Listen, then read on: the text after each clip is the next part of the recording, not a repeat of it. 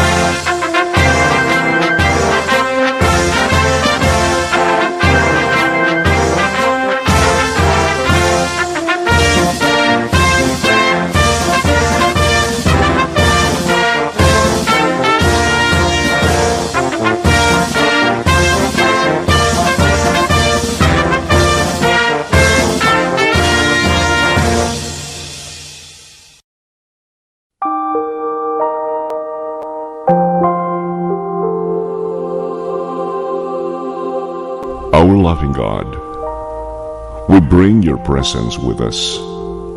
We speak your compassion, your grace, your mercy, and we ask you to share your gift of peace. We acknowledge your power over all that will be spoken, thought, decided, and done throughout the day. Lord, when we are confused, guide us. When we are discouraged and losing hope, energize us. May the work that we do and the way we do it bring faith, joy, and a smile to all that we come in contact with today. Bless our family, our home, our nation. May truly care for the earth and the community of life as we try to promote your dream for justice and liberation. In the name of Jesus, we pray. Amen.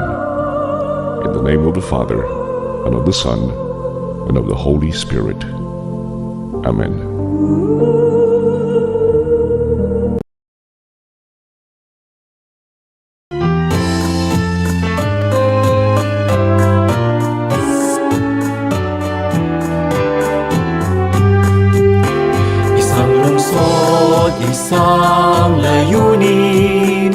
Edukasyong dekalidad ay makakamit, kalinangan ay paigtingin, pagiging positibo ay palalawigin.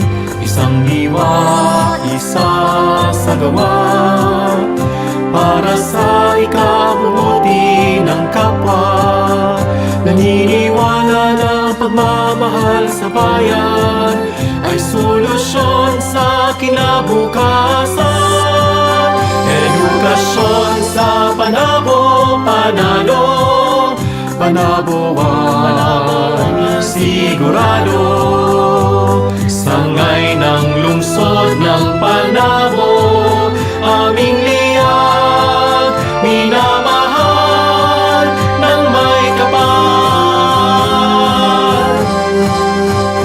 Bayan ay labis na mamahalin, pantay-pantay na pagtingin, ibabahagi ang katotohanan.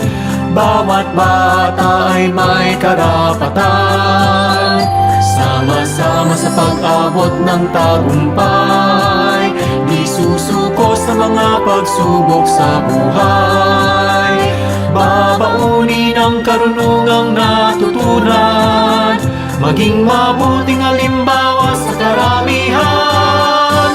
Edukasyon sa Panabo, Panalo, Panaboan, sigurado.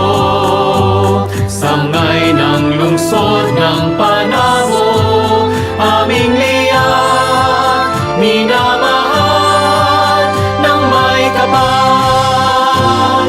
Ang aming hangarin ay itatatak sa aming puso't damdamin, maglilingkod ng buong katapatan.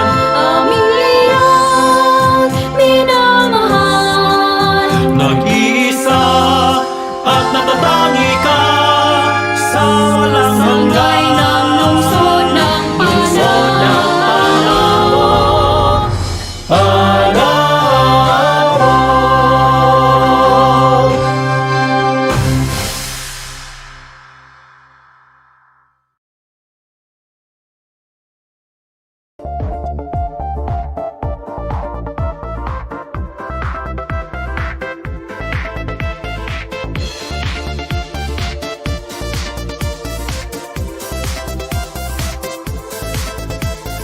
Gising sa umaga, mundo'y naging iba. Si COVID-19, bigla lang dumating. Tayo ay lockdown at home quarantine, at kailangan pang may social distancing. Nalulungkot ka ba? Di ka'y nababagot? Huwag mag-alala dahil kami ay may sagot. Gabay sa iyong pagbasa, si mama at papa, si ate, si kuya, pati na rin si lolo at lola. Sa Reading Delights, tuloy ang pagbasa. Sa Reading Delights, tuloy ang ligaya. Bawat bata, bumabasa. Kahit panahon ng pandemya, we embrace the new normal. Tuloy ang pagbasa, tuloy ang ligaya. Oh, oh. Tuloy ang pagbasa. Oh, oh. Sa FF Panabo City, ito ang ating bida. Reading the Lights, ito ang ating programa. Sinusulong ang love sa pagbabasa. Ipagpatuloy natin ang nasimula na. 8-week curriculum ating ipinatupad. Home remedial reading ay namayagpag. Modular at radio-based learning modality. TV Aralan ay di pa huli. Sa Reading Delights, tuloy ang pagbasa. Sa Reading Delights, tuloy ang ligaya. Bawat bata, bumabasa. Kahit panahon ng pandemya, we embrace kanya norma, tuloy ang pagbasa. Sa Reading Delights, tuloy ang pagbasa. Sa Reading Delights, tuloy ang ligaya. Bawat bata, bumabasa. Kahit panahon ng pandemya, we embrace the new normal. Tuloy ang pagbasa, tuloy ang ligaya. Oh, oh, tuloy ang pagbasa. Oh, oh, tuloy ang ligaya.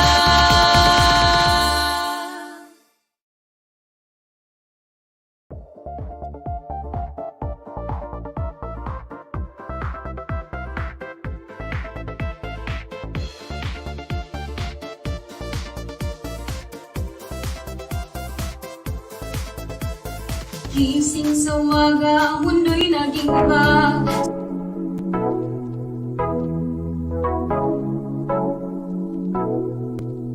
Responding to the challenge nowadays, embracing the new normal stitching ways. The Visayas Central Elementary School is ready to air lessons for your modules. Oh, laging handa, tutulungan ka, kaya huwag kang mag-alala. Kahit ito'y kakaiba sa nakasanayan na, tumutok na at makinig nang masanay ka pa.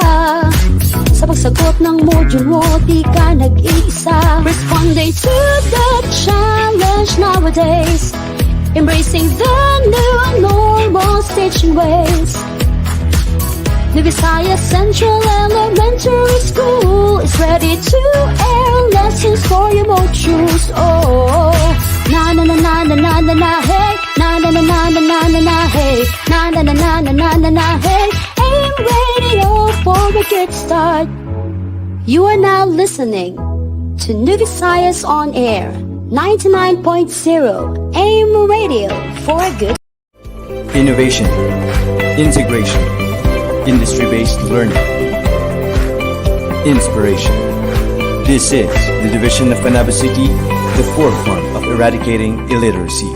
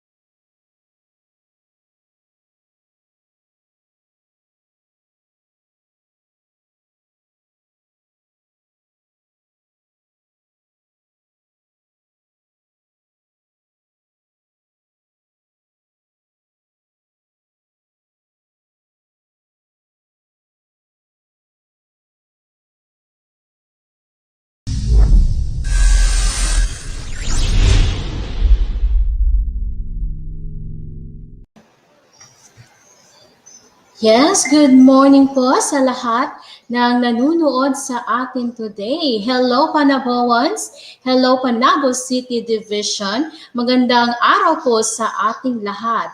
And to all of our viewers and listeners, thank you so much for watching. And please bear with us po because currently may technical problem lang po muna kami. So we're still fixing on it po. So please bear with us. And we thank you or we appreciate for your presence with us today. And now, so for the meantime po, since may problem po sa end ni Sir June, I would like to inform everybody that today is Friday and it's reading day na naman po. And I'm sure ang mga bata po natin na nanonood ngayon sa kanilang tahanan ay excited na naman po sa mga bagong storya na kanilang mapapakinggan. At the same time, new storytellers na naman ang kanilang aabangan. So sino kaya ang ating mga bagong storytellers? So tune in lang kayo. Just continue watching our live today kasi today we are live in all of our social media platforms.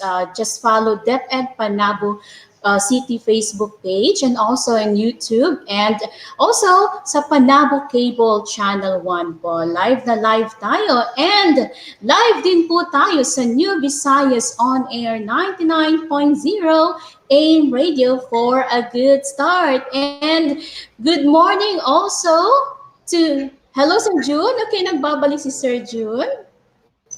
Sige po ma'am, pagpamaninan po ninyo. Continue po the greetings ma'am kasi I am checking also my audio now. Is it okay now? Naririnig na ba ako? Yes, Sir June. Klaro na po this time. Yes. Ayan, okay. Pagpamaninan po ninyo dahil meron tayong mga connectivity issues talaga no sa ganitong mga setup natin. So don't worry because soon magiging maayos na po ang ating mga signals dyan. Ayan. Okay, Teacher Davey, continue po with your greetings and I'll be just backstage. All right, Sir June. Okay.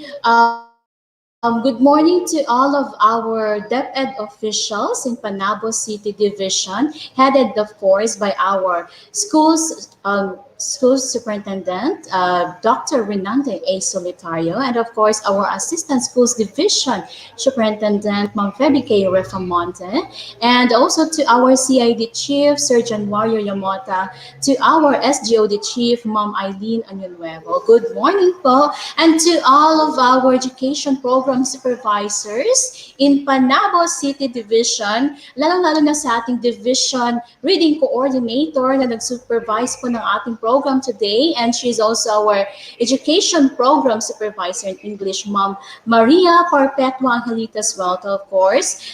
Inuban na sa ato ang education program supervisor sa Filipino, na walay lain kundi si Sir Peter Mijares, and of course, kauban po nila ang si Ma'am Joanny Aguilar ato ang Education Program Supervisor sa MTB. So, collaborative effort ni siya, no? So, para dyan sa atong mga kabatan-unan. And today is April 23, 2021. Yes, Biyernes na po. It's reading day.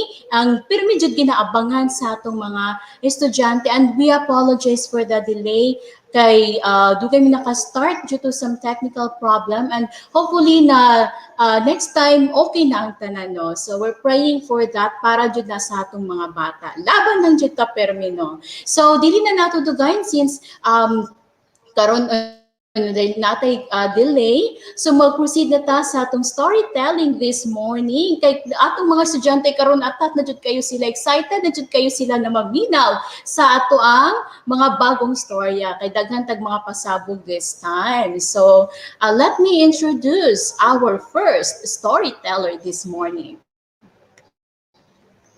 Okay, our first storyteller this morning, first time niya po today. So, kukumustahin natin siya kung kumusta naman ang kanyang first story reading dito sa Unlimited Stories, sa Reading Delights. And this is for K23 MTB, okay? And he is from Santa Cruz Elementary School. Their school head is Mom Maria Cecilia S. Angilio, and their reading program is Santa Cruz Reading and Combat. So let me welcome on screen the first storyteller this morning for MTV K-3, Sir Arian C. Horundillo.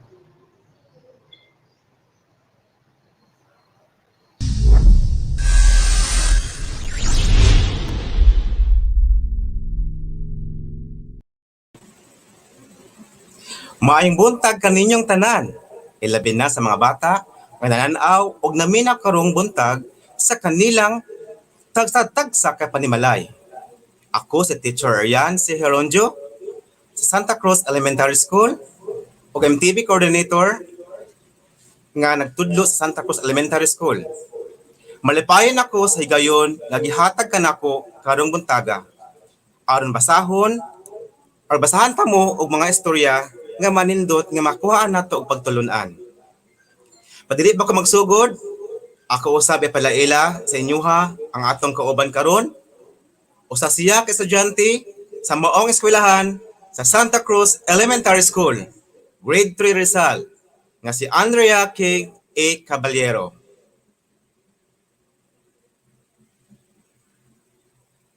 Maayong buntag diha kanimo, Andrea. Yung bundak po, sir. Okay, kumusta ka karong buntaga? Okay lang po, sir. Oh, good. Andam ka na ba maminaw sa atong istorya?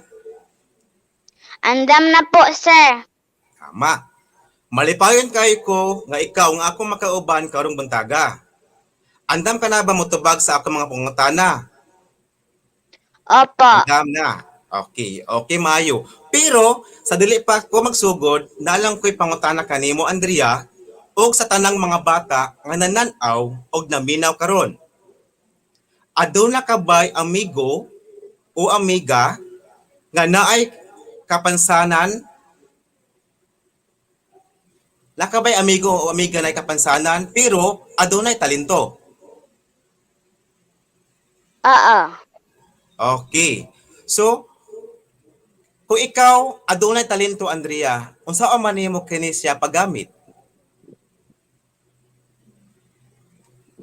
Unsa mo sa paggamit kung nakita talento?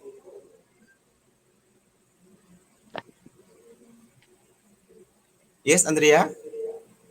Kung nakita talent, unsa man nimo pag-develop ang imong talent? Saan paggamit siya? Ato siya Bye. Gamiton. gamiton, i-practice, di ba? Para mas mahawod pa. Opo. Tama, Andrea. Okay. So, padayon ng diha sa imong paminaw, kay unya balikan ta ka. Okay, para sa mga dugang nga pangutana. Okay. Ang istorya nga atong basahon karon, Andrea, may tungod sa uhuan nga ambungan. Okay. Sinulat ni Ginang Ruth Edison o ginibuho ni Maria Emilien F. Alinas. Pero sa dili pa ta magsugod, naatay mga pulong nga angay hinumduman aron mas masabtan nato ang istorya. Unang pulong, ambungan. Ang buhat pasabot niini, gwapo. Ikaduha nga pulong, lungsod. Ang buhat pasabot niini, syudad. Ay katulo nga pulong, mutungha. Ang buhat pasabot niini, mueskwela. Kaupat nga pulong, contest. Ang buhat pasabot niini, indigay. Ikalima o katapusan nga pulong, nagbansay. Ang pasabot niini, nagtuon o nagpractice. Okay. So, ato na hinduman para unya atong masabtan ang mga istorya nga atong basahon karon. Andam ka na ba, Andrea? Okay. Si Juan nga ambungan. Sa lungsod sa Panabo, adunay bata nga ginganlan og Juan. Estudyante siya sa usa ka eskwelahan sa maong lungsod. Buutan, matinabangon og disiplinado kini. Apan, Daghan kaayo og bukol ang iyang nawong. Maong wala kaayo siya'y amigo. Niabot sa punto nga dili na siya ganahan motungha. Bisan pagdula sa gawas, dili niya mabuhat kay daghang sungugan. Mal gusto niya nga dili na lang mogawas. Natingala ang ginikana ni Juan sa gipakita sa iyang anak. Juan, Juan, Juan, gawas diha sa kwarto. Tawag sa iyang nanay. Dili ka nay! Dili ka nay! Bako ni Juan. Anak, gawas diha. Tuktok sa inahan. Unsa man di ay ang imong problema? Gawas diri aron magka-istoryahanay ta. Sulti sa iyang nanay. Nigawas si Juan ug ko sa iyang mama. Naghila kini nga gasumbong.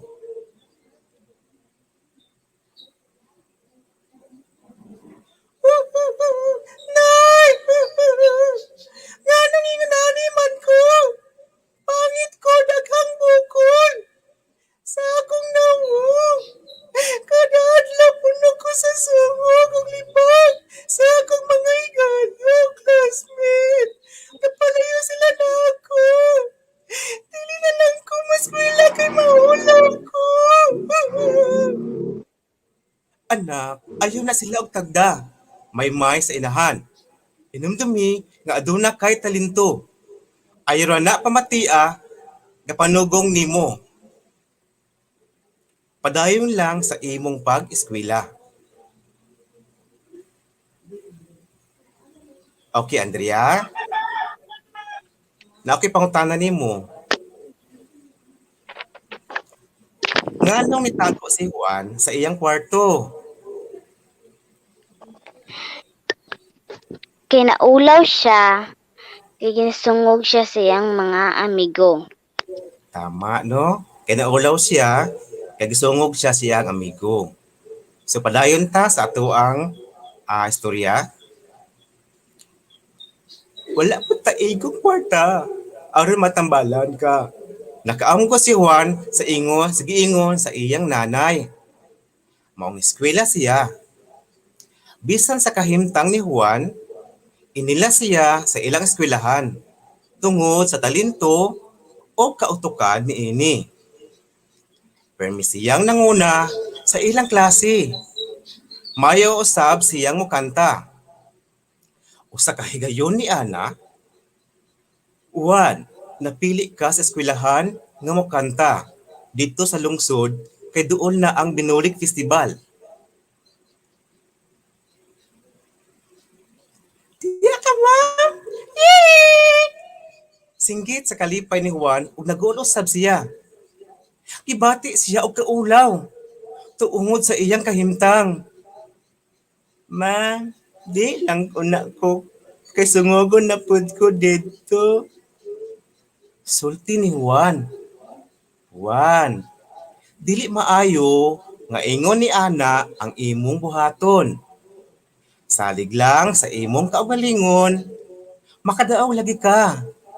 Pag-aghat sa iyang maestra. Okay, Andrea, nanapuki pangutana nimo.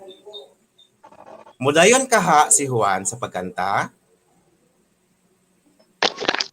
Opo. Okay, bisan ka nang naasay ka ng bukol siyang nawong, mudayon ka pa siya sa pagkanta, no? Okay. Opo. Opo, okay. So positive lang yun siya perminti. So padayon ta sa atong istorya. Malipayon si Juan nga misugilon sa iyang nanay may tungod sa balita. Nay, ako ba yang napili sa eskwelahan nga mukanta kay aduna daw konti sa lungsod? Sulti ni Juan. Mao ba, nak? Kung mao ka na, mangandam na kita sa maong contest.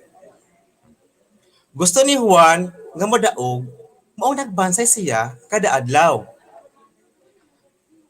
Gaganta siya atubangan sa salamin o gahumol sa tubig. Ug hawod na kaayo siya. Adlang Lunes, gisundo na siya sa iyang maestra. Juan, dali na mo kay naghulat na ang sakyanan. Padulong na sila sa lungsod uban sa pangandoy nga mudaog. Sakto ilang pag-abot sa maong dapit. Taod-taod, nagsugod na ang contest. Nakalbaan si Juan kay ikatulo siya nga tawagon. Gitawag na ang iyang pangalan. Samtang misaka sa tablado, kitabunan niya ang iyang nawong. O natingala ang mga tao. Andrea, ano po kay pangutana nimo? Okay. Unsa ka ha, ang nahitabo kay Juan sa dihang may kanta na siya sa entablado. Nalipay. Ay, nalipay. Okay, unsa pa Andrea? Kay nalipay siya kay nanalo siya sa contest. Okay, so atong padayunon para tumabaw-an kung unsa ang nitabo sa iyang pagkanta. Apan, sa dihang may kanta na siya, nagsugod og pamalakpak og panindog ang mga tawo tungod sa kanindot sa iyang tingog.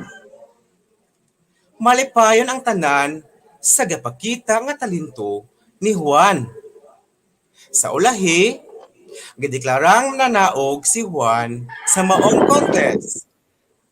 Lipay kaayo siya kay nakadawat og medalya, kwarta og regalo. Apan, adunay tawo nga natandog sa sitwasyon niya. Usa siya katag iya sa recording company. Juan, nindot kaayo imong tingog. Gusto ta ka tabangan. Mao ba siya? Malipayon kaayo si Juan sa iyang nadungog. Tungod kay estudyante man si Juan, matag Sabado lang siya moadto sa estudyo aron sa pag-record og kanta. Nakiipon siya og igong kantidad og ipaoperahan siya sa ihang ginikanan.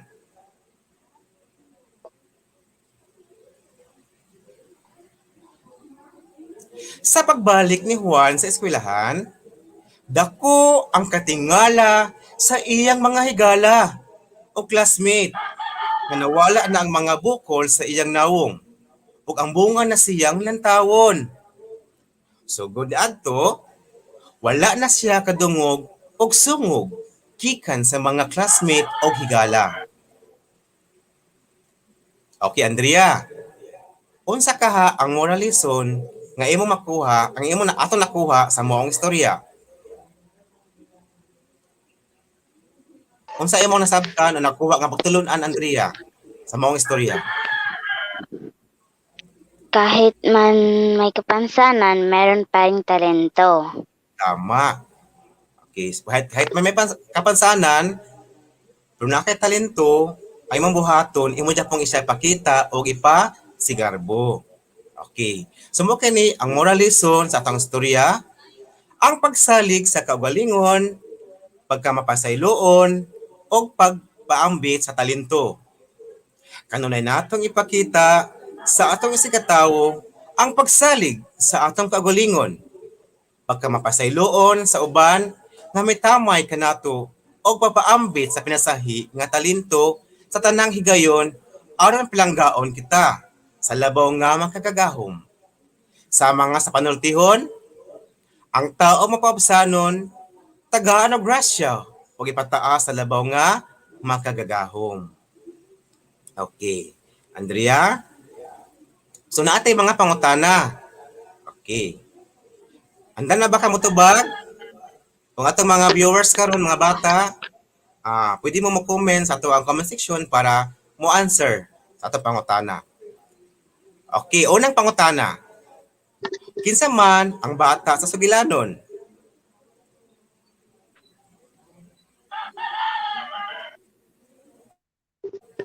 Kinsa man ang bata sa sugilanon? Si Juan. Ha?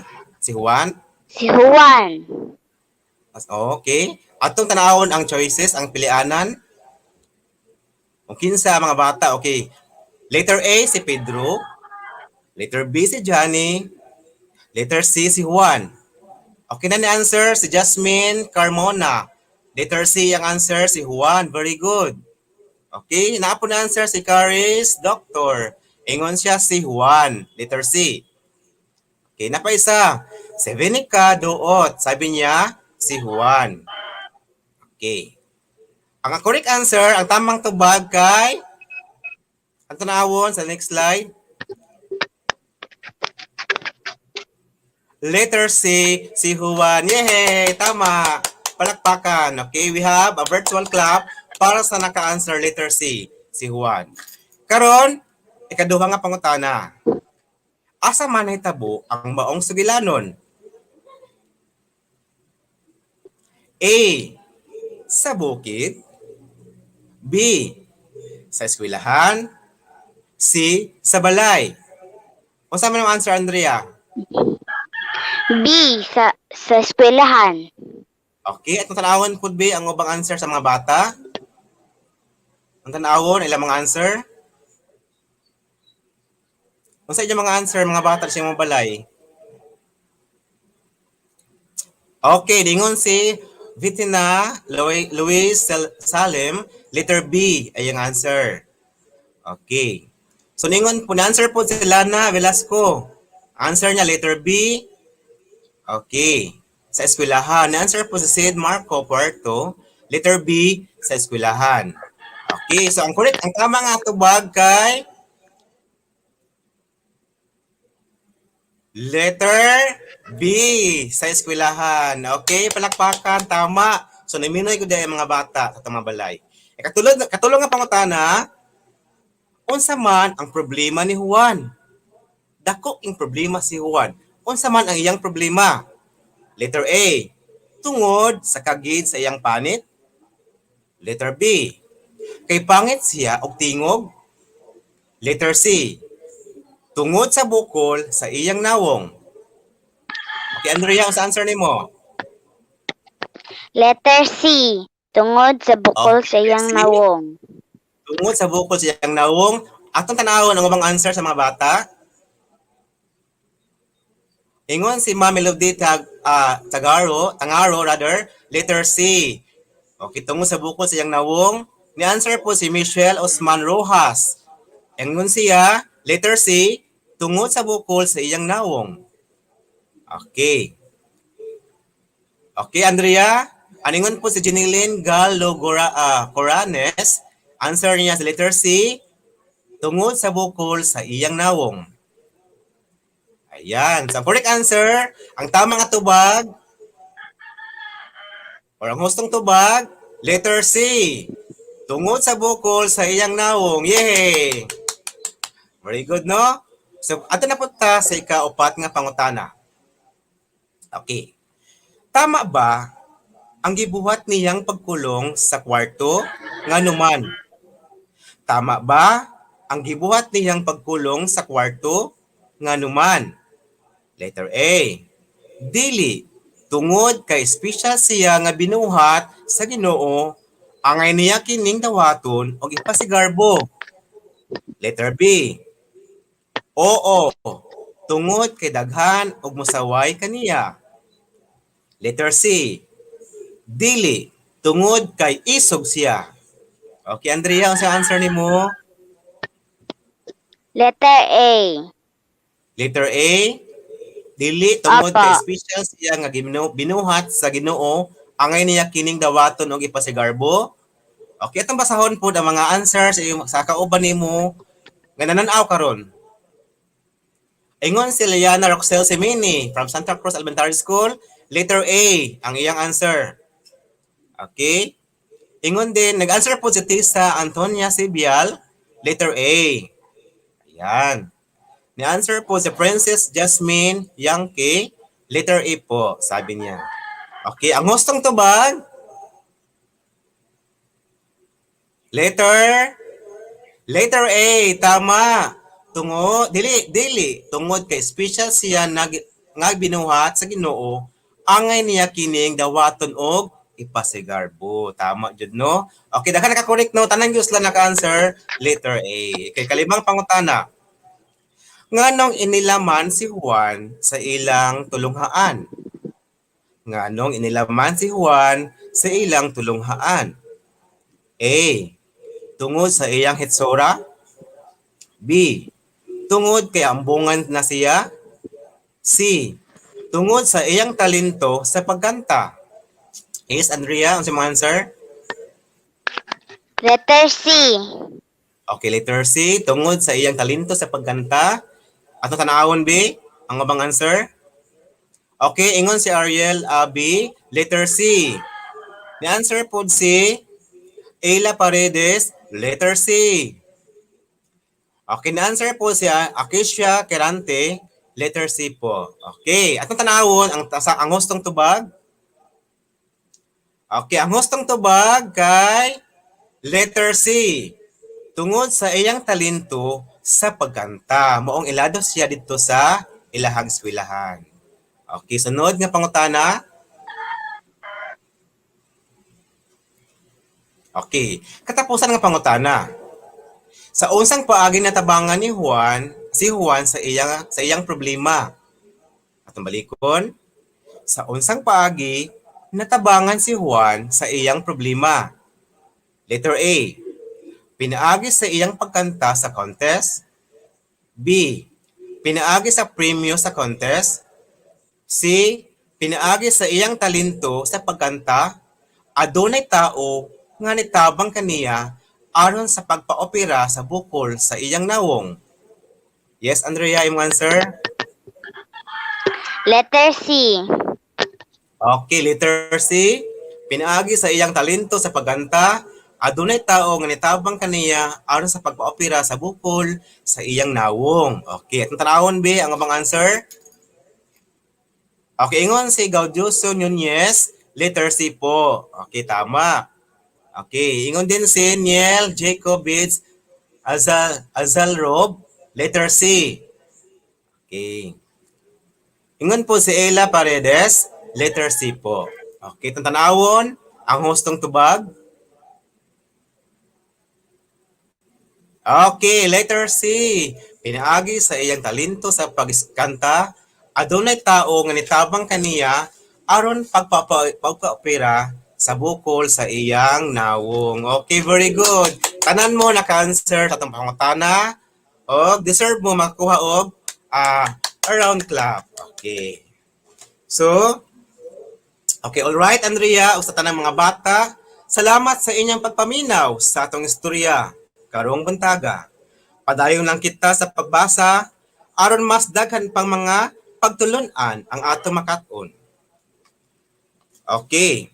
So ako po nagpasalamat sa New Visayas and Radio 99.0 FM headed by Sir Julius L. Swelto and Ma'am Davila ang tanan ng mga TWG, and so our Division Reading Coordinator and Panabo City Division Reading Delights Coordinator and EPS Mamaria Perpetua Angelita G. Swelto, and MTV MLA Coordinator Ma'am Johannes C. Aguilar, sa our school head of Santa Cruz Elementary School, Ma'am Cecilia S. Engelio.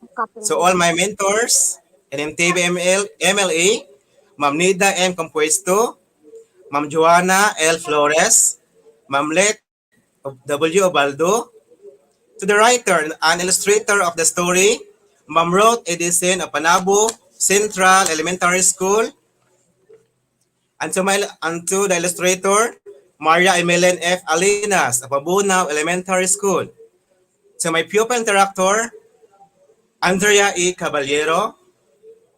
To my family and Santa Cruz Elementary School, parents and learners, labi na dyan sa grade 3 Rizal, parents and learners nga nang-invite karon sa iyang mga classmate nga mananaw with leadership of Mrs. Maylin Pigayntano. So all panabuwans kananaw og naminaw karong buntaga, daghang salamat kaninyong tanan.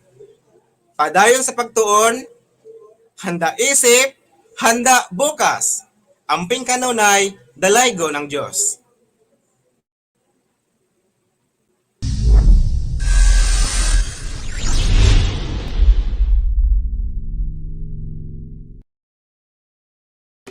Thank you so much, Sir Arian si Herondio. Okay, so ang iyahang story nga gi-share ka sa tuwa karong buntaga kay naguluhan na Huwan nga Ambungan. Ang author kay si Ruth A. Desen, ang illustrator kay si Maria Emeline F. Alinas. Thank you so much for that. Sir Arian, sa nice kayo nga story nga I'm sure ang ato mga kabatan-unan daghan jud kayong nakutlo. Karon pa lang ha nga first storyteller nato. So daghan jud kay sila natun-an. And we would like to thank our pupil interactor si Andrea Keith E. Caballero of Santa Cruz Elementary School Section Rizal. Grade 3 student na siya. Thank you so much, Andrea Keith Caballero. Pwede ba nato makahinabi kadali si Andrea? Okay, nagbabalik on-screen. Andrea Keith Caballero, hello! So pretty! Madunggan ka mo, Andrea? Okay, hello. How are you doing today? Kumusta man ka karon as pupil interactor? Unsa man imong gibati? Okay lang po. Okay lang. Daghan ba kay natun-an sa gi-share ni Sir Irian sa nga story sa karong buntaga sa tua? Opo. Okay, very good kay na no. Ug daghan king salamat sa imong partisipasyon. Kinsa ba imong mga kauban karon, Andrea?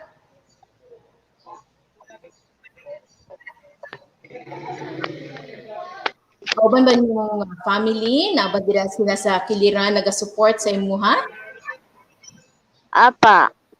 O pwede ba nato sila maka-istorya para makapagpasalamat pud ni sa ilaha kay gi-suportahan jud kanila no karong buntaga as pupil interactor ni Sir Irian.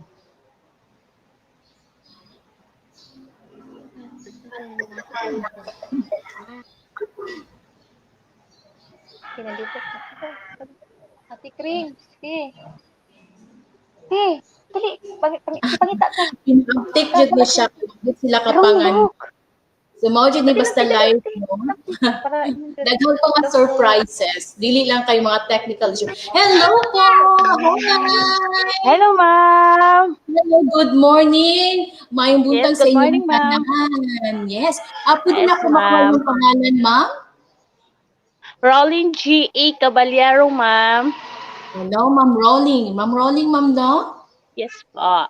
Yes po. Daghan kay salamat, ma'am, no, sa pag-allow nimo kay Andrea Keith na mahimo namong pupil interactor sa MTV Kinder to Grade 3 story reading. Okay, daghan Okay jud kay po. salamat ug sa inyong walang sawa nga suporta sa ato ang unlimited stories sa Reading Delight. So padayon lang gihapon, ma'am, no, as labi na karon sa panahon sa pandemya, kailangan jud namo ang inyong full support. Daghan kay salamat ug Okay. with all the costume pag yun si Andrea. Wow, very good kaayo.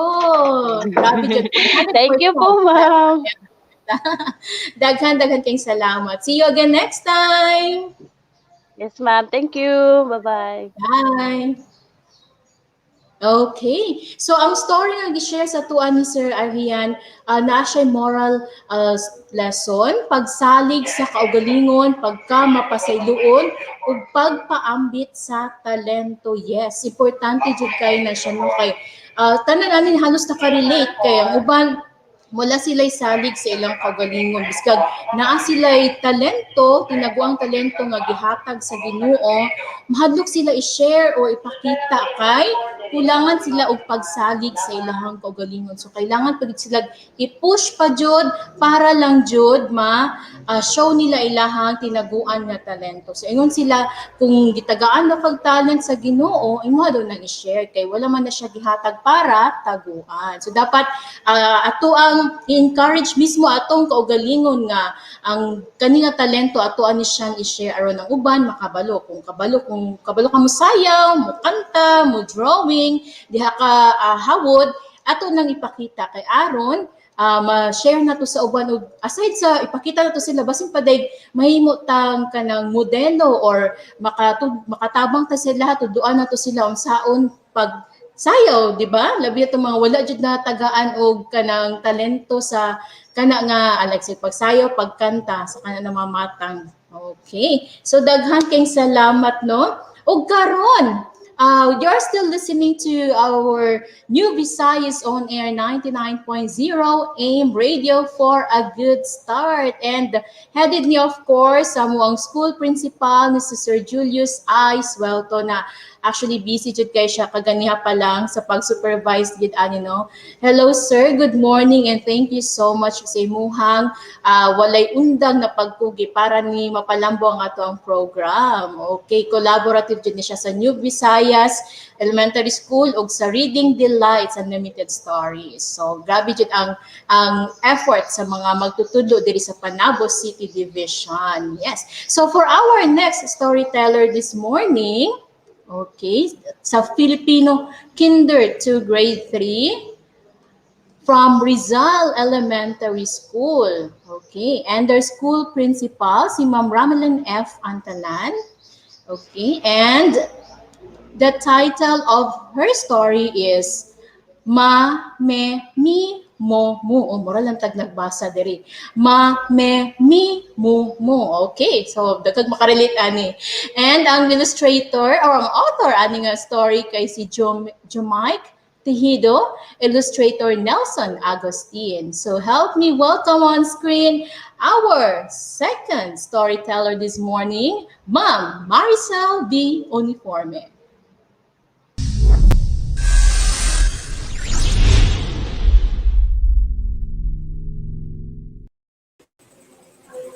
Hello, hello, hello! Magandang buhay! Ang pagbabalik ng inyong lingkod, Binibining Maricel V. Uniforme, nagtuturo sa Rizal Elementary School, Kindergarten Blended Learning. Magandang umaga sa inyong lahat. Ngayong umaga, makakasama natin ang aking dating mag-aaral sa kindergarten na ngayon ay nasa ikatlong baitang ng Rizal Elementary School SSES. Marytrix Caloza.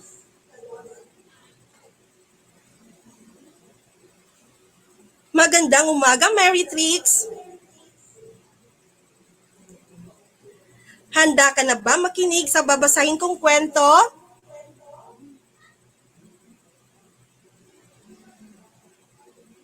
Kayo mga tagatangkilik na nasa kani-kanilang mga bahay, handa na rin ba kayong makinig sa babasahin kong kwento? Dahil ako, handa na din magkwento para sa inyo. Mga talasalitaan. Mumo. Halimaw. Magulantang. Magulat, dumapo, humapon o dumikit, pikon, madaling magalit, bungisngis, palatawa. May mumu sa bahay niyo! Ma, me, mi, mumu. Ito ay sinulat ni Jomike Tejido at iginuhit ni Nelson Agustin.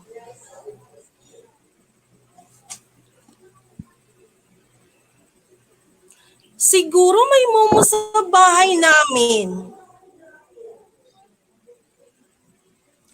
Kasi ang mumu sa dilim daw nakatira. Baka isang gabi, bigla ko pang makita. Takot na takot ako. Naku, baka may mamaw sa kusina. Mumu sa banyo. At mga halimaw kung saan-saan pa. Ah! Huwag kang kakabahan. Sabi ni Lolo. Nasa isip mo lang yan. Si Lolo ay marahang umupo at sumagot ng patula. Mary Trix, saan kaya nakatira ang mumu? A. Sa dilim. B. Sa liwanag. C. Sa kapitbahay. Sa letter A po, ma'am, sa dilim. Tama. Ang tamang sagot ay letrang A. Sa dilim.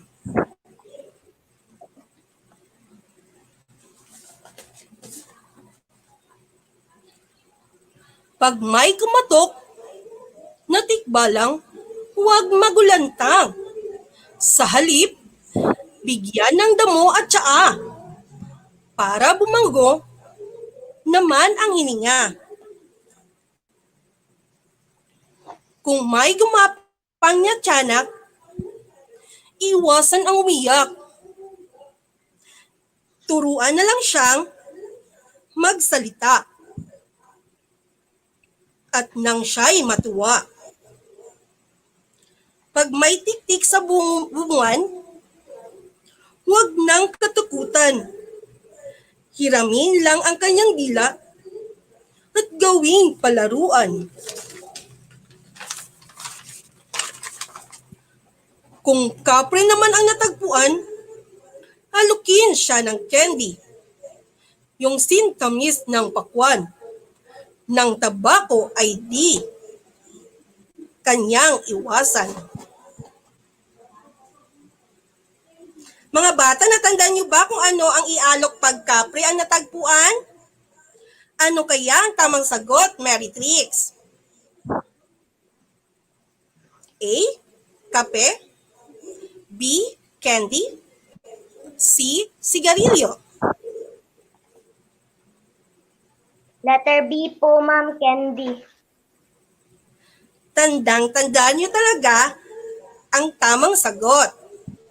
Dahil ang tamang sagot ay candy. Kung may dumapong manananggal, salubungin siya ng ngiti. Ihanda ang karayom at sinulid para sa paligsahan ng pagtahi. Kung ika'y nasa paliguan, huwag kang kakabahan. Pag may siyakay nadadaknan, maglaro na lang ng basaan. Kung multo naman ang iyong nakita, yayain makipaghabulan. Pero wag maging pikon dahil siya'y nalulusutan. Kakaibang katatawanan ang hatid naman ng aswang. Habang siya'y si Aling Bebang, alukin siya sa kantahan. At kapag siya'y si Bantay, ipasakay ang mga kapitbahay. Sa kwento, sino ang yayaing makipaghabulan? A. Aso. B. Pusa. C. Multo. Letter C po, ma'am, multo.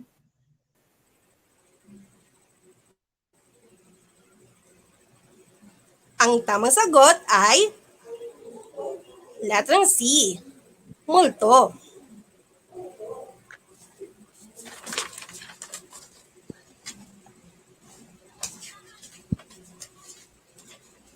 Kung may naliliis na bungis-ngis, dalhin lang siya sa kusina at pakainin ng matamis gaya ng sorbetes, ube, o maruya. Kung nuno sa punso ang nasa hardin, huwag basta daanan ang matanda. Dapat siyang galangin nang di mabigyan ng sumpa. Tabi-tabi po. At ano namang dapat ihanda kung si Lolo ang tumula? Ang paborito niyang prutas at tsaa. Tama, lalo na kung mahabang mahaba. Si Lolo talaga ang galing maglambing. Good night, Sofia. Good night, Lola Nanding. At dyan nagtatapos ang ating kwento. Sana inyong nagustuhan. Ngayon, subukan nating sagutin ang mga tanong. Maaaring i-type ang inyong sagot sa komento. Handa na ba kayo? Una, ano ang pamagat ng binasa nating kwento? A.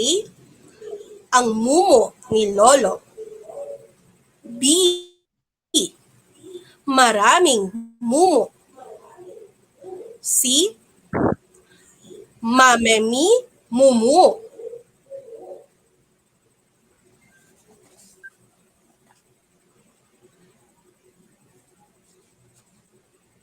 Letter C. Ano Oh, sa ma'am. Mary Tricks? Letter C. Mami ni Momo. Magaling. Ang tamang sagot ay letrang C. Mamemi mumu. Si Aigan Carl Pama nagbigay din siya ng kanyang sagot. Letrang C.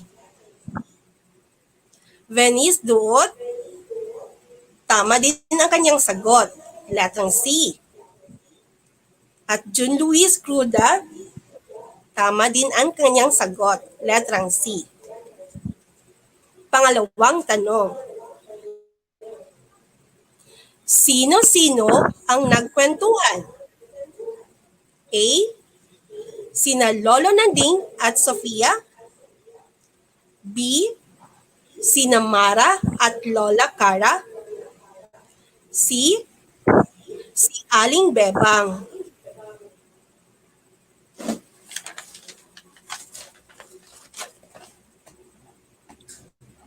Letter A. Sina Lolo Nanding at Sophia. Mahusay. Sina Lolo Nanding at Sofia ang nagkwentuhan. John Marin Mahumot, tama din ang kanyang sagot. Letrang A. Sid Marco Puerto, letrang A. At Julia Rachel Hope Edjek, letrang A. Tama lahat ang inyong sagot. Pangatlong tanong. Ano ang kanilang pinag-uusapan? A. Tungkol sa dilim. B. Tungkol sa mga hayop. C. Tungkol sa mga halimaw. Letter C. Tungkol sa mga halimaw. Sige, tingnan natin kung meron pang magbibigay ng sagot.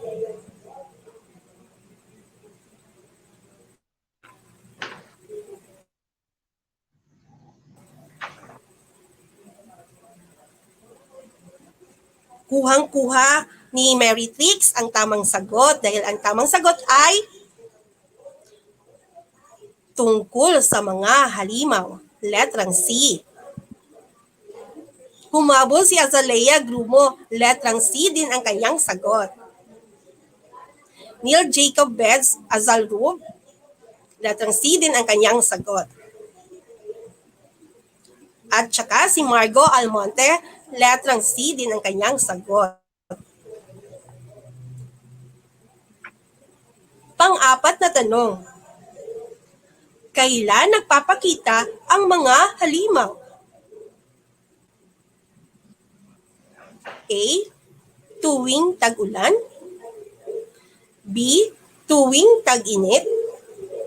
C. Tuwing gabi. Letter C. Ang tamang sagot ay... Sige nga, Mary Trix, kung anong tamang sagot? Letter C. Tuwing gabi. Letrang C. Tuwing gabi. Meron pa bang magbibigay ng sagot?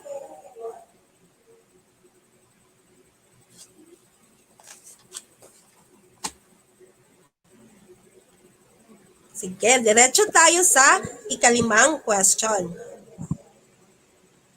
O tanong. Ano ang sinabi ni Lolo Nanding at Sofia bago matulog? A. Good morning. B. Good night. C. Goodbye.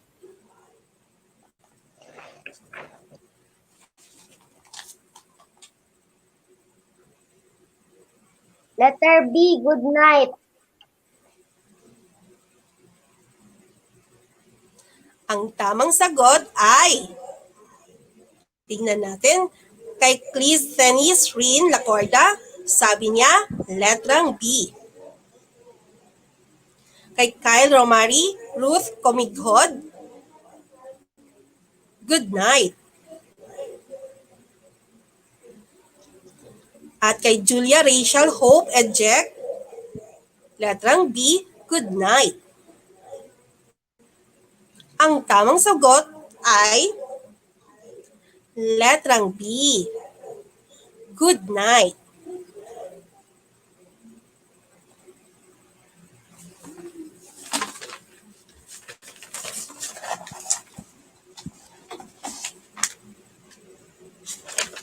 Mary Trix, Opo, ito ma'am. ang ating mga kapulutang aral na nakuha sa ating kwentong binasa ngayon. Huwag matakot sa dilim. No, Mary Trix? Tapos, magtiwala sa sarili. Huwag makinig sa sabi-sabi. Higit sa lahat, manalig sa Panginoon. Tulad sa kasabihang, ang naniniwala sa sabi-sabi, walang bait sa sarili. Muli, inyong lingkod, Binibining Maricel V. Uniforme, lubos na nagpapasalamat kina Ginang Sanet B. Mijares, ang aming tagapamahala ng curriculum, Ginang Cherilyn Balbacal, aming coordinator sa Filipino, Ginang Carmelita W. Obaldo, ang aming coordinator sa MTB, Ginang Catherine Gonzalez, aming coordinator sa English, Ginang Margie A. Ricomba, para sa PowerPoint presentation, elementary school, kasama ang mga mag-aaral, lalong-lalo na ang aking mag-aaral sa kindergarten, Peach Blended Learning, Mary Trix Caloza, at ang kanyang pamilya sa pagiging ating panauhin, at sa inyo, aming tagapakinig. Maraming salamat po.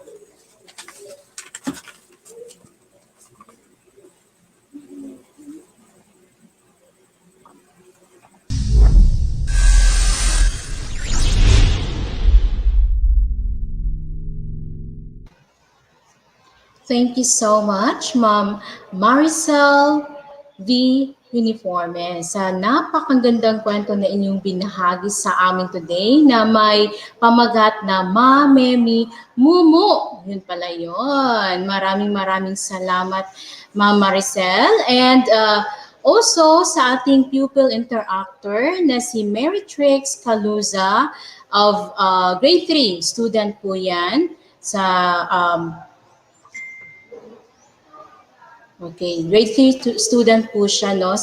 Maraming salamat sa pag-participate sa atin today, this morning, and also sa yung family na sumusuporta sa iyo, na I'm sure nandiyan lang sila sa gilid, gumagabay sa iyo. Maraming salamat, and sa pag-allow nyo kay Mary Trix po na makasama namin this morning as our pupil interactor sa Filipino Kinder to Grade 3. And the moral lesson po, or ang moral po ng story sa pinahagi ni Ma'am Maricel Uniforme, huwag matakot sa dilim, magtiwala sa sarili, huwag makinig sa sabi-sabi, at higit sa lahat, manalig sa Panginoon. Yes, tama po yan. So dapat hindi tayo magtago sa or matakot, no? Magtiwala tayo sa ating sarili. Kay most related gyapon siya, no, sa first natong story, kay dapat nagyapon tayo confidence, dapat kanang naatay salig or tiwala sa atong kaugalingon nga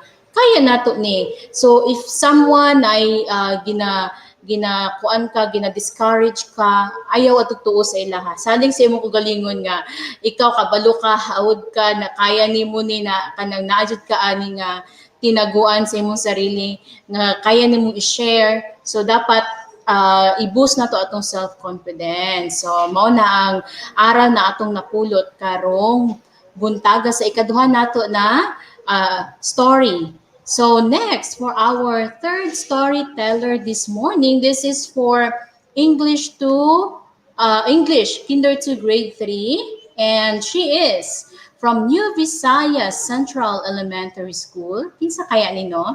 And their school principal, of course, our school principal, Sir Julius I. Suelto.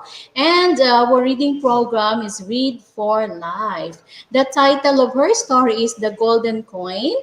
The author is Smile and Learn. And now let me welcome on screen our third storyteller this morning, Ma'am Lenny A. Pausal.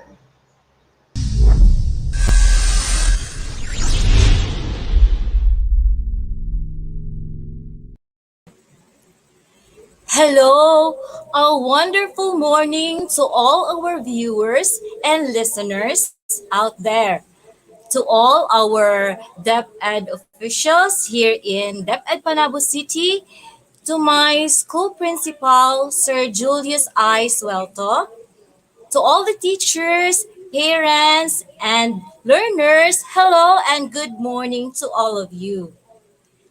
I am Teacher Lenny A. Pausal of New Visayas Central Elementary School, your third storyteller for this morning. Are you ready, kids? Okay, let's start. The story that I will be sharing to you is authored by Smile and Learn. And the title of the story is The Golden Coin. Sam went to the market. His dad gave him a few coins to buy food. There were also people selling clothes and jewels. I'd like some bread and 5 eggs, please, Sam said. That will be 8 coins, young man. That was all he had, because his family was poor. His two younger sisters and his mother could eat that. Sam looked at the old woman who was in front of him. Old man, I mean. He was wearing a red robe and had a cane. He saw something fall from his pocket. Before I will continue, I have a question for you. What did Sam see that had fell from the old man's pocket? Is it a golden purse, B, a golden coin, or C, a golden cup? You can write your answers in our comment box. Oh, we have already here. From Clark Lawrence Palma, he said letter B. Who else? From Ryan Christoph Bakiran, he also said letter B. From John Maureen Mahumot, letter B po. Okay, so the answer is letter B, a golden coin. Congratulations to all who answered. So it was a golden coin. Sam picked up the coin. He thought of all the things he could buy it. The butcher saw him and asked, "Would you like a bit of meat? Or chicken, maybe?" Sam didn't know what to say. He looked at the people selling blankets. His mother needed a blanket. Was that the right thing to do, though? Something was telling him no. So, another question. What would be the plan of Sam to the coin? What would be the plan of Sam to the coin? So I did not write any choices here, but to you, what would be the plan of Sam to the coin?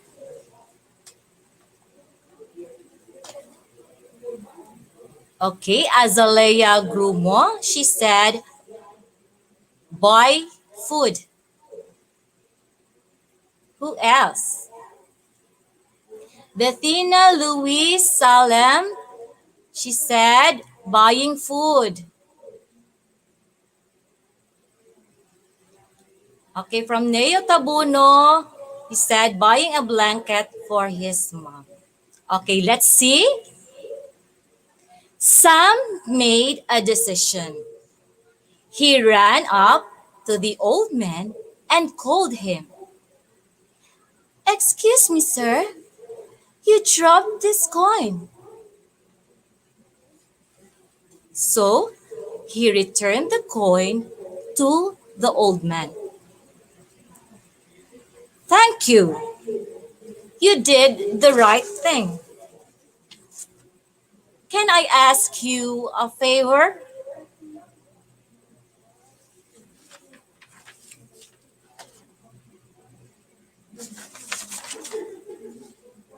"I have to bring this letter to the palace. But I'm very old and very tired. Could you take it? You mustn't open it." Sam nodded yes and took the letter. To get to the palace, he'd have to cross the forest. The forest was dark. Sam approached the forest of temptations. There was a statue that could speak. I'm sorry, I hadn't seen you. I'm in a hurry. I have to take this letter to the royal palace. That's so interesting. What does the letter say? Asked the fountain. I don't know. They told me I can't open it, said Sam. It must be very important. It could be a treasure map or the ingredients for a potion to cure a disease. Why don't you open it? What if the statue was right? The letter could be the solutions to my problems. To his mind, Sam opened the envelope. Suddenly, the letter burst into flames. He couldn't read it. The old man appeared to his side. He was sad. I'm sorry. The statue tricked me, and I opened the letter. The letter would have given you a big surprise. What a shame. You're not the person I'm looking for. Since Sam had given him back the coin, the old man gave him some food as a reward. Even so, he went home sad because he failed him. Sam looks at the letter and decides not to open it. He'd given the old man his word. He continued his path until he reached the royal palace. He went to see the king. Welcome, Sam. I believe you have a message for me. Yes, Your Majesty. The old man told me it was very important. The king took the letter from Sam. He was very pleased because Sam had kept his promise not to open the envelope. Sam, I am an old king and have no children. I have been searching for someone good and honest like you. You are that person. I hereby name you my ear. You will be the new king. Sam was a good boy and honest boy. He demonstrated it by giving the old man back the coin and by delivering the letter to the king in a closed envelope just like he promised. And that's the end of the story. So I have prepared some questions here. Okay, the first question is, what is the title of the story? Letter A, The Golden Cup. B, The Golden Coin. Or letter C, The Golden Spoon.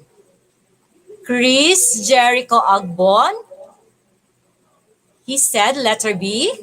Thank you so much, Chris. From Julia Rachel Hope Edheck, she said letter B. From Kyle Romary Ruth Kumighod, her answer is the golden coin. Okay, the answer is the golden coin. Thank you so much and congratulations to all of you who got the correct answer. Our second question is, who was the main character of the story?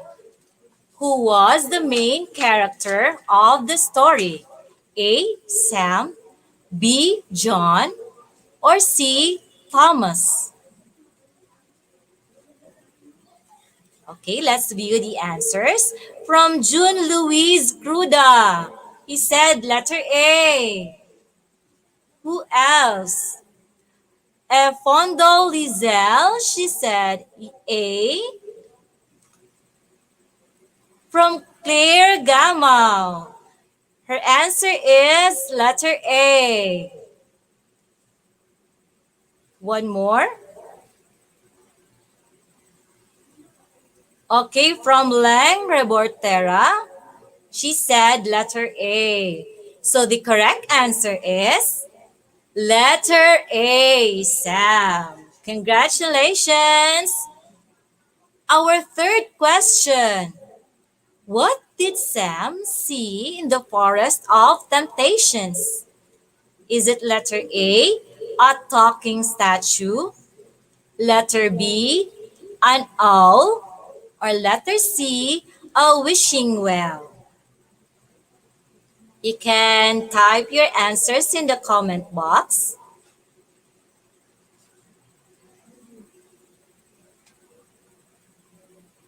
Okay, from Clistanis Rain Lacorda.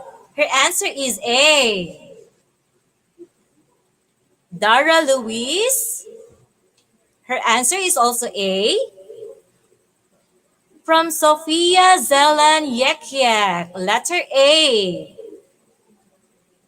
And the correct answer is letter A, a talking statue. Thank you so much and congratulations. Okay, our fourth question. What was the reward of Sam for keeping his promise to deliver the envelope to the king without opening it? Letter A, Sam was declared as the new king. Letter B, Sam was given a new car. Or letter C, Sam became a soldier.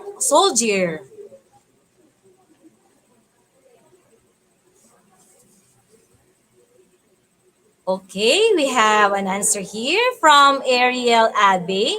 Letter A.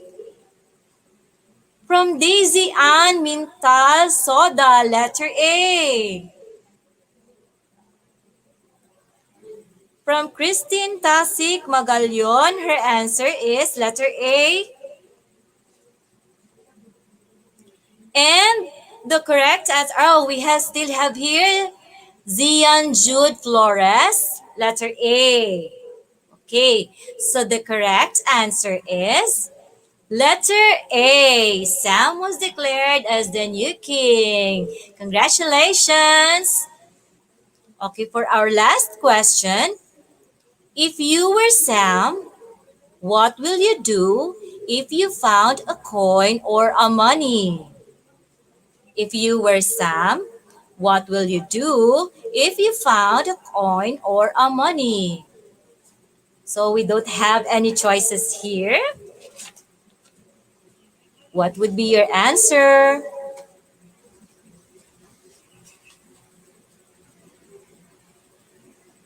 Okay, from Chris Jericho Agbon, he said, return the coin. From Eugene Anahaw, give it back to the owner. From Nicole Jane Suerte Bico, bring back the money to the owner. Okay, so we have to return the money because it is not ours. Okay, so the moral lesson of this story is honesty. Honesty is when you speak the truth and act truthfully.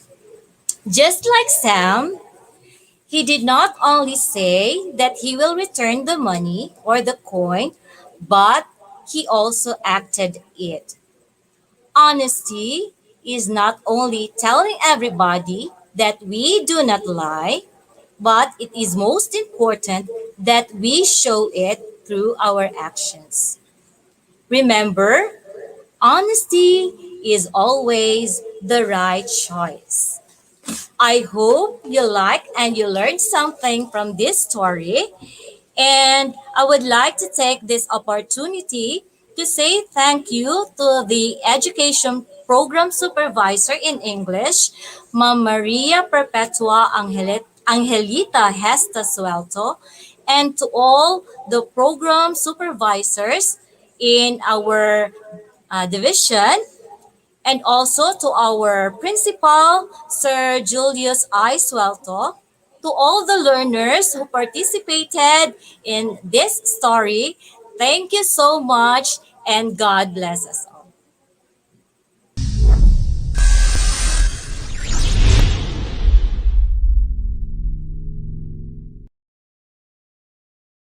Okay, thank you so much, Mom Lenny A. Pausal, for that wonderful story entitled The Golden Coin. Yes, thank you so much. And the moral of the story is honesty. Yes, it's true that we should be honest even if others are not. So we should always do good things, continue to tell or speak the truth even if others are not. So because they say if you are honest, if you continue to keep on telling the truth, people will be able to trust you. So you will be truthful to them, and they will actually, I mean, be happy because of you are telling the truth. They can share, or they can share anything, or especially their secrets, because they believe that you can keep it. So that's the importance of being honest, because if people will share you important details or things about their life, and then you share it to other person, you cannot keep it by yourself, then you are not honest anymore, and they will not trust you. So it is important that you should be honest and keep your secrets. Okay, so if they share secrets, keep it by yourself. Okay, if you cannot really what call it, hold it, you can actually just speak to God and share it to God instead of sharing it to other people, because with that you can there will be conflict with the person who shared trust to, I mean, who shared the secrets to you. Okay, so thank you so much for that, Ma'am Lenny Pausal from New Visayas Central Elementary School. Okay, again, the story is entitled The Golden Coin. All right, so let's proceed now to our fourth storyteller this morning. She is from Rizal Elementary School, and their school principal is Mom Ramelan F. Antalan. Hello, Mom. I know she's watching to us right now. And the reading program, Rizal, Reading Ingenuity, Zealous to Achieve Learning. And the title of her story is Thou Shalt Not Laugh. The author is Jacqueline T. Belagan, and this illustrator of this story is Reina Norma P. Kilia. So let's welcome our fourth storyteller for for grade English, for grade 4 to grade 6, Mom Katrina C. Gonzalez.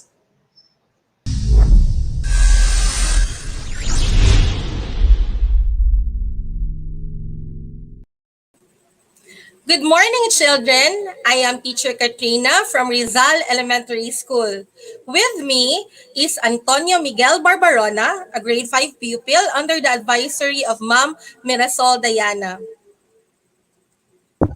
Hello, good morning. Hello, Antonio. Good morning. How are you? I'm good. Okay, that's good also. Now, as I am about to read the story, let us first check the words found in our word list. I will be reading the words and its meaning, while you, children, and Antonio Miguel will read the sample sentences in red color font. Let's start. Number 1, chores. A routine task, especially a household one. Antonio, you may read now together with our viewers and listeners. Okay. Being an obedient child Mario does his household chores without complaints. Okay, thank you, Antonia and viewers. Now let's move on to number 2. Dilapidated. A building or object in a state of disrepair or ruin as a result of age or neglect. Now, Antonio and children, you may now read the sample sentence. Mang Lino collected some scrap pieces of wood to repair his dilapidated house. Thank you so much, Antonio. Now let's have number 3. Tacky. Not having or exhibiting good taste. Antonio? The fashion designer's creation is a complete opposite of his tacky clothes. Okay, let's move on now to our 4th word. Isolated. Far away from other places, buildings, or people. Or shall we say remote? Yes, Antonio, you may read now together with the viewers. Mysterious but grandiose, the sculpture's 10-foot masterpiece stood isolated atop the hill. Okay, let's have now our last word for the word list. Number 5, manor. A large country house with lands. Please, Antonia and viewers, you may read now the last sample sentence. The manor in the village stood undaunted despite the heavy typhoon that passed last night. Okay, good job. Very good, Antonio and viewers. Now, children, and Antonio, of course, have you ever imagined yourself not laughing for a day? How about you, No, Antonio? no, I have never imagined myself laughing for a day. Okay. Have you been in place or places where laughing is prohibited or not allowed? No, I have not been to a place that laughing is prohibited. Okay, but there are also places that we are not allowed for certain moments or certain times because that place, like church, if we are having a serious ceremony, so we tend to what keep quiet or laugh, but minimally. Okay, now how do you think people might look if they stop laughing? When we don't smile or laugh, we don't look good. Wrinkles will form into our faces. We will look ugly, and people and we will look older than our real age. Okay, good job, Antonio. Thank you very much for that. Now, let us read on to find out what exactly happened to the kingdom of Tumaua. A story written by Jacqueline T. Bilagan, illustrated by Reina Norma Piquilia. Thou shalt not laugh. Once upon a time, in a far, far away kingdom called Tumaua, lived a tribe of very cheerless people. Their frown-faced king, Bungis-ngis, prevented his people from smiling, much worse, from laughing. Anyone caught laughing was punished. The king issued a decree saying that laughing was highly discouraged because it made the whole village noisy. As a result, no one smiled and no one laughed. Because laughing was prevented, people started talking less and less until such time that no one laughed. However, the Tumauans kept doing their work. The fishermen fished, the farmers farmed, the sewers sewed clothes, the wives tended to their daily chores and duties, and the children helped at home. Everybody lived in silence, including the king. Though the king noticed he was no longer talking, he couldn't care less. What's good in talking anyway? I like more this quiet atmosphere, the king thought. Even when somebody died among the villagers, not even a single cry was heard. Let us now have our first questions. So I am also asking our viewers and listeners to please type or comment down your answers because I won't be giving questions after our story. So we will have questions in the middle of each slides. Now let's have the first question. Why did the king order his people not to laugh? Please read the choices, Antonio.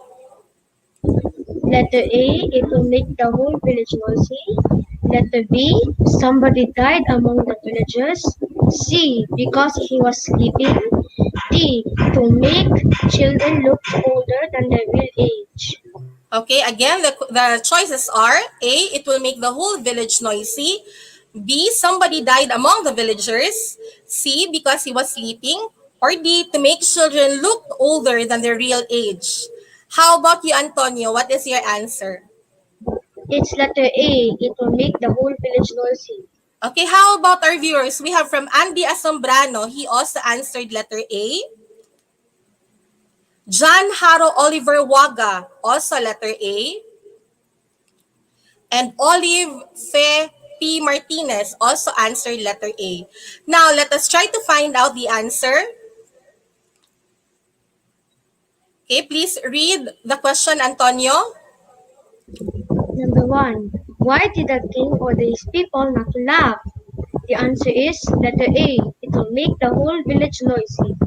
Okay, very good, everyone. A, it will make the whole village noisy. Now, moving on. The nearby villages thought that the Tumauans no longer existed, for nobody dared to go there anymore. Gossip spread fast that the place was inhabited by a cruel giant who was out to get people who dared to go near the kingdom. As a result, no one traded goods with the Tumawans anymore. Their clothes became shabby and outdated, their materials old and faded, and their houses dilapidated and tilted. The soldiers' weapons became blunty and rusty. Their hair grew long and tacky. And worse, the people, including the children, looked older than their real age. Quickly, weeks passed by, then months, then years, and several more years. The Tumauans became an isolated people. They just stayed in their village and no one dared to go out because the smirk-faced soldiers guarded the village gates tightly. One day, an airplane accidentally crashed near the gate. The crash made so much noise that the villagers were startled. Alas! Wonder of all wonders! Not even a soul screamed. The people discovered that they had lost their voices. They started to panic. The soldiers panicked too.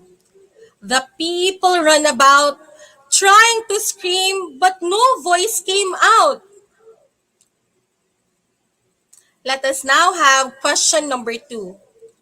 What did the people realize when a plane crashed near their village? Please read the choices, Antonio. Letter A, their hair grew long and tacky. Letter B, soldiers' weapons became blunt and rusty. Letter C, Tumaua returned to normal. Or D, they had lost their voices. Okay, again, the choices are A, their hair grew long and tacky. B, soldiers' weapon became blunt and rusty. C, Tumaua returned to normal. And D, they had lost their voices. How about you, Antonio? What is your answer? It's letter D, they had lost their voices. Okay, we also have the answer of Ryan Christoph Bakiran, letter D, same as Antonio. They had lost their voices. Another answer, please. Lana Velasco, D po teacher. Thank you, Lana. And Aliyah Dumlao, letter D po. Okay, now let's try to find out if your answers are correct. Now, please read the question, Antonio, for number 2. Number 2, what did the people realize when a plane crashed near the village? The answer is letter D, they had lost their voices. Okay, good job, everyone. You got the correct answer, letter D. They had lost their voices. Now, let's move on. Then, a handsome young man named Hagalpak called everybody's attention by clapping loudly. The people gathered around him with puzzled faces. Through body language, Hagalpak told them that they should seek the king's explanation about their fate. The people nodded in agreement. Oh, how they have forgotten that they still had a king. Then the people, young and old, marched towards the king's manor. They need to see the king. They went up and down the hill and crossed a raging river until they came to a long winding road. But lo and behold, they couldn't find their way to the manor. The path leading to it was covered with thick bushes and vines. Large spider webs hung on the trees. The leaves have grown so thick that they covered the road leading to the manor. Then, zzz, ngork came the sound. Zzz, ngork! Now it was louder. Hagalpak, leading the people, parted with his hands the thick gumamela.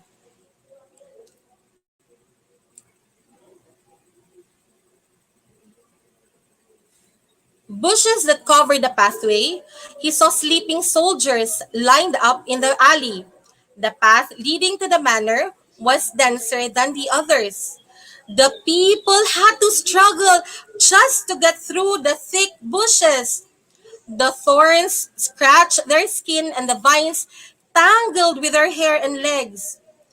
The excitement in the people's hearts grew wilder as they got nearer.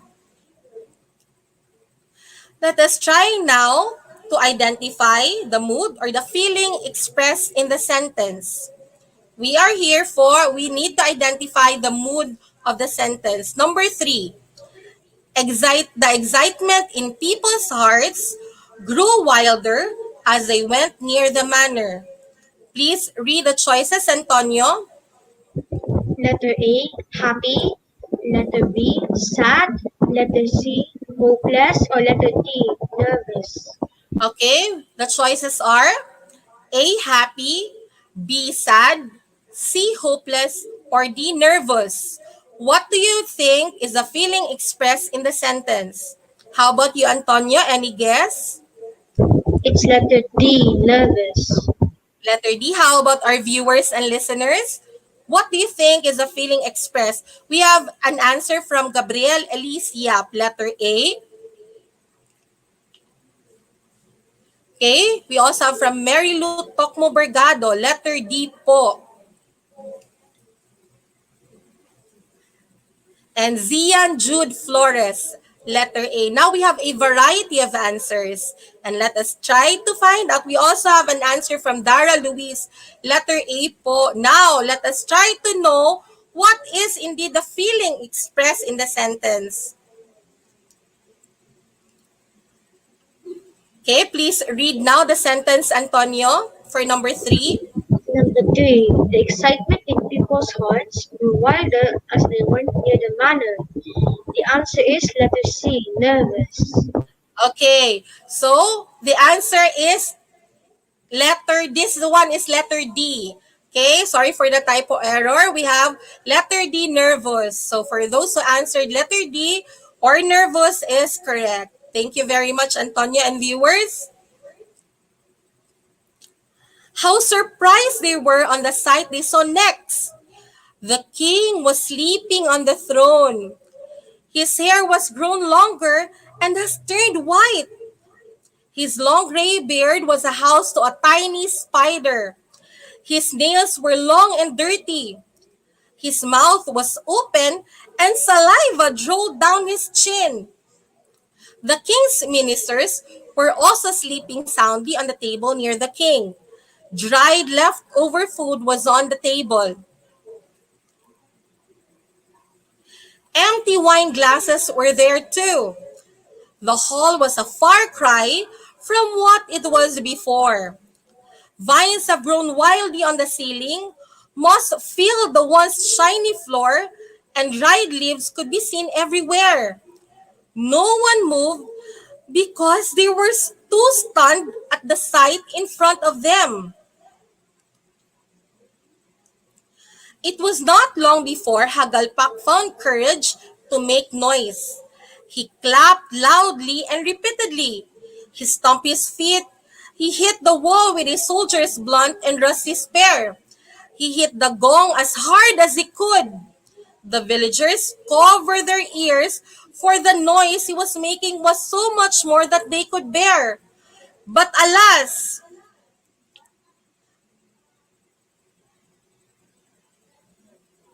none of those who have been sleeping woke up. Hagalpak was now more determined to wake the king up. He walked up and down the aisle.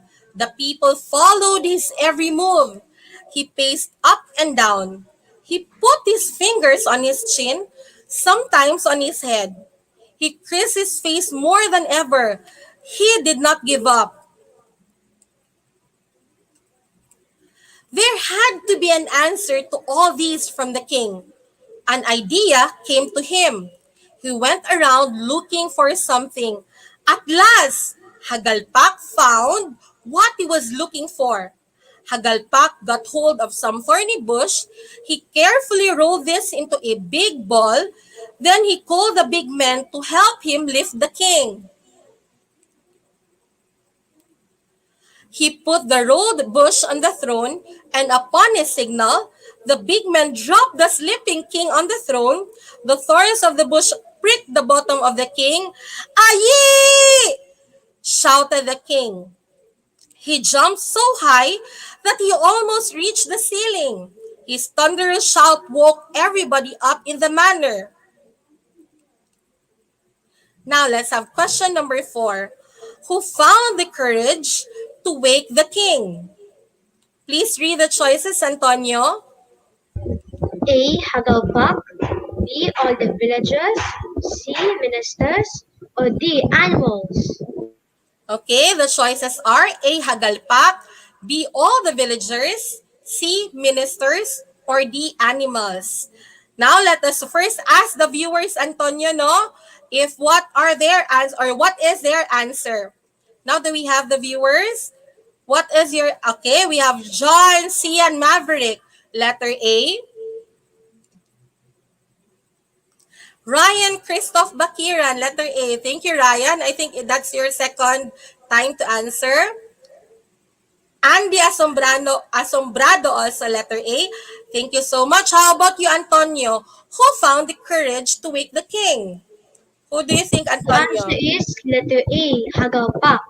Hagalpak. Now, let's try to find out if your answer, okay, if your answers are correct. Okay, please read the question, Antonio. Who found the courage to wake up the king? The answer is letter A. Hagalpak.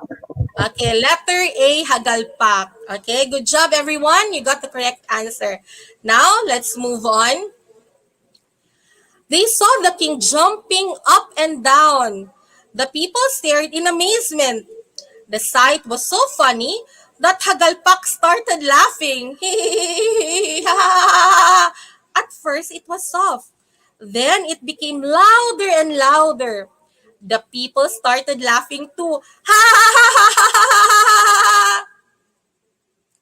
The king, seeing how everybody was happy, stopped jumping. He looked at them sternly. All the laughter suddenly stopped and a deafening silence enveloped the hall. The soldiers raised their dull spears and aimed them at the people, ready to protect and follow the king's orders, whatever they may be. Hagalpak stood there in front of the king, motionless. His heart was beating wildly, sweat ran down his face while the king fixed his gaze on him. His royal majesty walked slowly but proudly towards Hagalpak, pointing his long and dirty fingernails on the young man's face. Hagalpak stood nervously. The king chuckled softly. Then he started laughing. This time, All the people started laughing again. Hagalpak could not understand what was happening. All the people were looking at him. They were all laughing. The children even imitated the king, pointing their fingers on Hagalpak's head. He slowly lifted his hand to reach for his head. He felt something feathery on it. He grabbed it immediately. A bird was perching on his head, and now it laid an egg. The egg was broken. His face grew red. He frowned, then he started laughing too. Now let's have our last question. How did the children imitate the king? Please read the choices, Antonio. Letter A by sleeping. Letter B by pointing their fingers on Hagalpak's head. Letter C by jumping so high. Or letter D by laughing. Okay, how about the answers of our viewers? Letter A by sleeping, B by pointing their fingers on Hagalpak's head, C by jumping so high, or letter D by laughing. We have from Aliyah Dumlao, letter B po. Thank you, Aliyah. Michi Satoshi, letter B also. Do we still, yes, we have Dara Luis, letter B. How about you, Antonio? What is your answer? It's letter B by pointing their fingers on Hagalpak's head. Okay, now let's try to find out if your answers are all correct. Please read the question, Antonio, for number 5. How did the children imitate the king? The answer is letter B by pointing their fingers on Hagalpak's head. Okay, very good, everyone, by pointing their fingers on Hagalpak's head. Now let's have the last part of our story.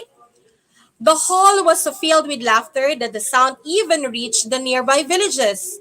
It roared through the villages and through the hills and mountains. The animals ran, the birds flew, all the creatures were disturbed by the laughter of the Tumauans. The king noticed that the people's voices have returned. They started talking in between their laughter. Soon, everything in Tumaua returned to normal. Every day was a happy day for the king and his people. Now let's have the moral of the story. Antonio, please read. The moral of the story is the most wasted day is the day in which we have not laughed. Okay, thank you, Antonio. Humor or laughter makes us more resilient, creative, and resourceful, and is more important than ever during this pandemic. Laughing is and will always be the best form of therapy. I hope that each one of us will make time to laugh and be happy. Now, Antonio, do you have someone to thank? I just want to say thank you, and I'm very happy to join you in the reading the lines. Okay, please extend my gratitude to your parents, Antonio. Thank you so much. Sir June and Ma'am Davy, I would also please allow me to give my courtesy to our school's division superintendent, Sir Renante A. Solitario, Ma'am Phoebe Gary Famonte, our ASDS, Sir Januario Yamota, our CID chief, to Ma'am Eileen Ananuevo, our SGOD chief, to all the education program supervisors and public schools district supervisors. Thank you so much.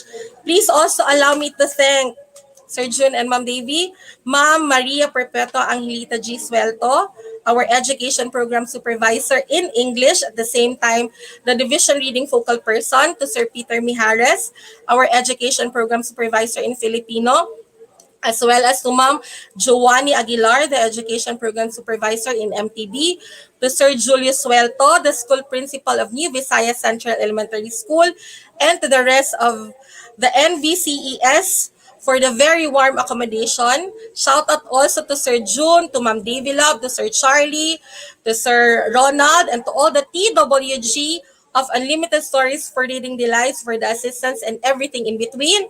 To my school principal, Ma'am Ramilin F. Antalan, Ma'am Sanet Mijares, our curriculum head, Ma'am Dorcasion J. Vergara, my grade head in grade 5, to all the grade heads, to my fellow Rizal ES teachers, to Ma'am Reina Puyat, Ma'am Reina Norma Piquilla Puya, okay, for illustrating, members of Rizal ES Task Force Pagbasa, Unlimited Stories Team Rizal, Ma'am Sherilyn Balbacal, Ma'am Lat Ubaldo, to Ma'am Mirasol Diana, the advisor of Antonio, to Antonio's parents for allowing him to be my pupil interactor, to all the parents and guardians, to all the Rizalians for the unceasing support given to this advocacy from the very first Friday until today.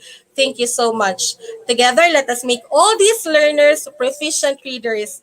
Stay safe and God bless us all. Yes, thank you so much, Mom Kathy Thank you also, Ma'am Gonzalez. Navy. Yes. Thank So you for for the allowing me.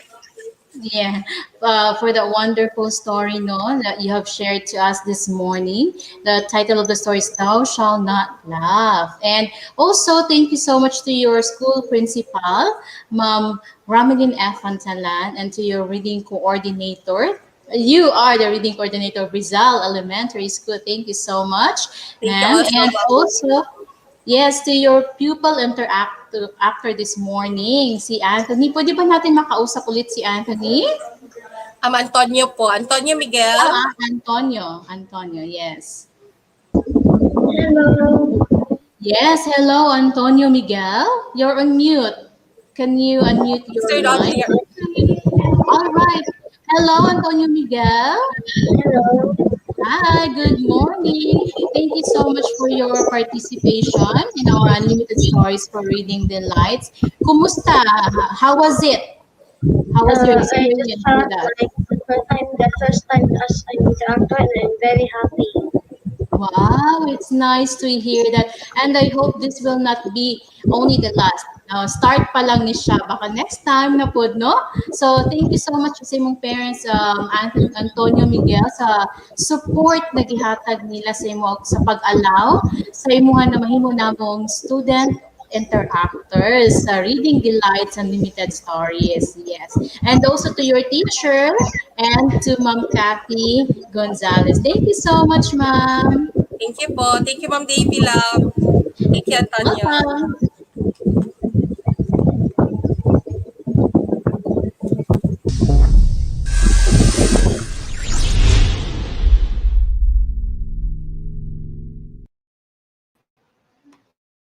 So, okay. Ayan po, our fourth storyteller this morning, Ma'am Katrina C. Gonzalez of Rizal Elementary School. And the moral lesson of her story is the most wasted day is the day we have not laughed. So, we should be happy always. Hindi din natupog nga no na atong kalipayon. Kung nalipay ta, malipay ta kay panagsaruman na. Yun sila daghan daw problemang moabot sa life pero dili ta magpa-apekto, happy lang ta always ug dili na to ugnan nga ay dili ko malipay karon kay na problema ko dili dapat ika nga ingon sila na i-express sa imong feeling kung nalipay ka shout for joy kay ang Ginoo nalipay sab na nagtan-aw sa imuha kanang mga problems or pagsubok sa life mo labay ra jud na siya no so dili na to like sa nahitabo sa story na gituman nag-obey man sila sa king na dili sila saba, dili sila magkatawa kay noisy daw but still na sila na learn at the end no nga dapat di ay dili sila magpugong sa ilahang sa pagkatawa or sa ilahang pag-express sa ilang kaugalingon. Yes. So daghan kay salamat for that wonderful story, Ma'am Katrina C. Gonzalez. And now, let's proceed to our fifth storyteller this morning. She is from San Vicente National High School, and their school principal is Ma'am Arlene A. Humamoy, and their school reading program, Reader's Rise. And the title of her story, The Necklace. And the author of this story is Guy Maupassant, the illustrator from YouTube animated videos. Now let's welcome on screen our storyteller for English Junior High School, Mom Elsie O. Iniego.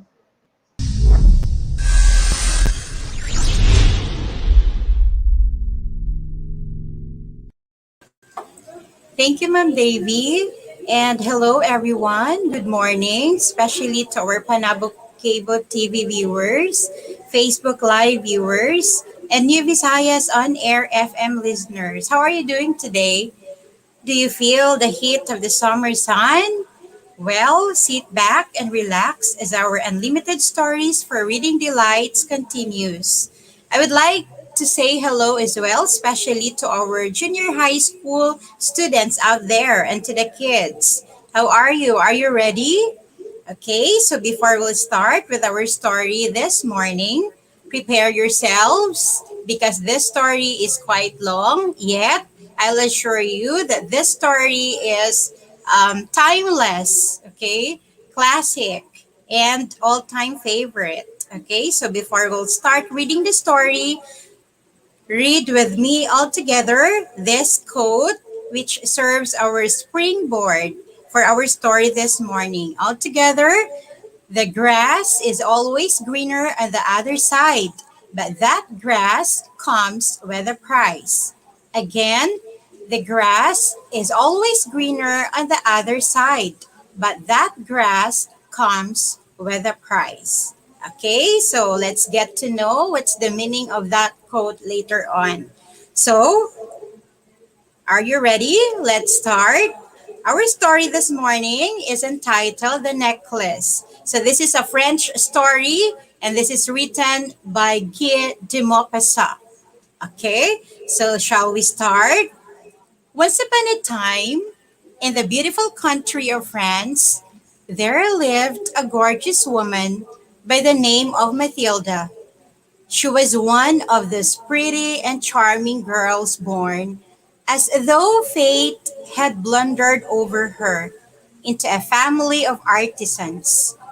She had no marriage portion, no expectations, no means of getting known, understood, loved, and wedded by a man of wealth and distinction, and she let herself be married off to a little clerk in the Ministry of Education. Her tastes were simple because she had never been able to afford any other, but she was as unhappy as though she had married beneath her. For women have no caste nor class, their beauty, grace, and charm serving them for birth or family. Their natural delicacy, their instinctive elegance, their nimbleness of wit are their only mark and rank, and put the slum girl on a level with the highest lady in the land. Okay, so before we'll proceed, let's pause for a while with this processing questions. Now, what is Matilda's strength? Okay, so obviously, she's very beautiful. But what about her struggles? Okay, so as we all know, Matilda is born poor. Okay, so she's not famous. Instead, she was only married to a poor clerk in the Ministry of Education. Now we'll proceed. She suffered endlessly, feeling herself born for every delicacy and luxury.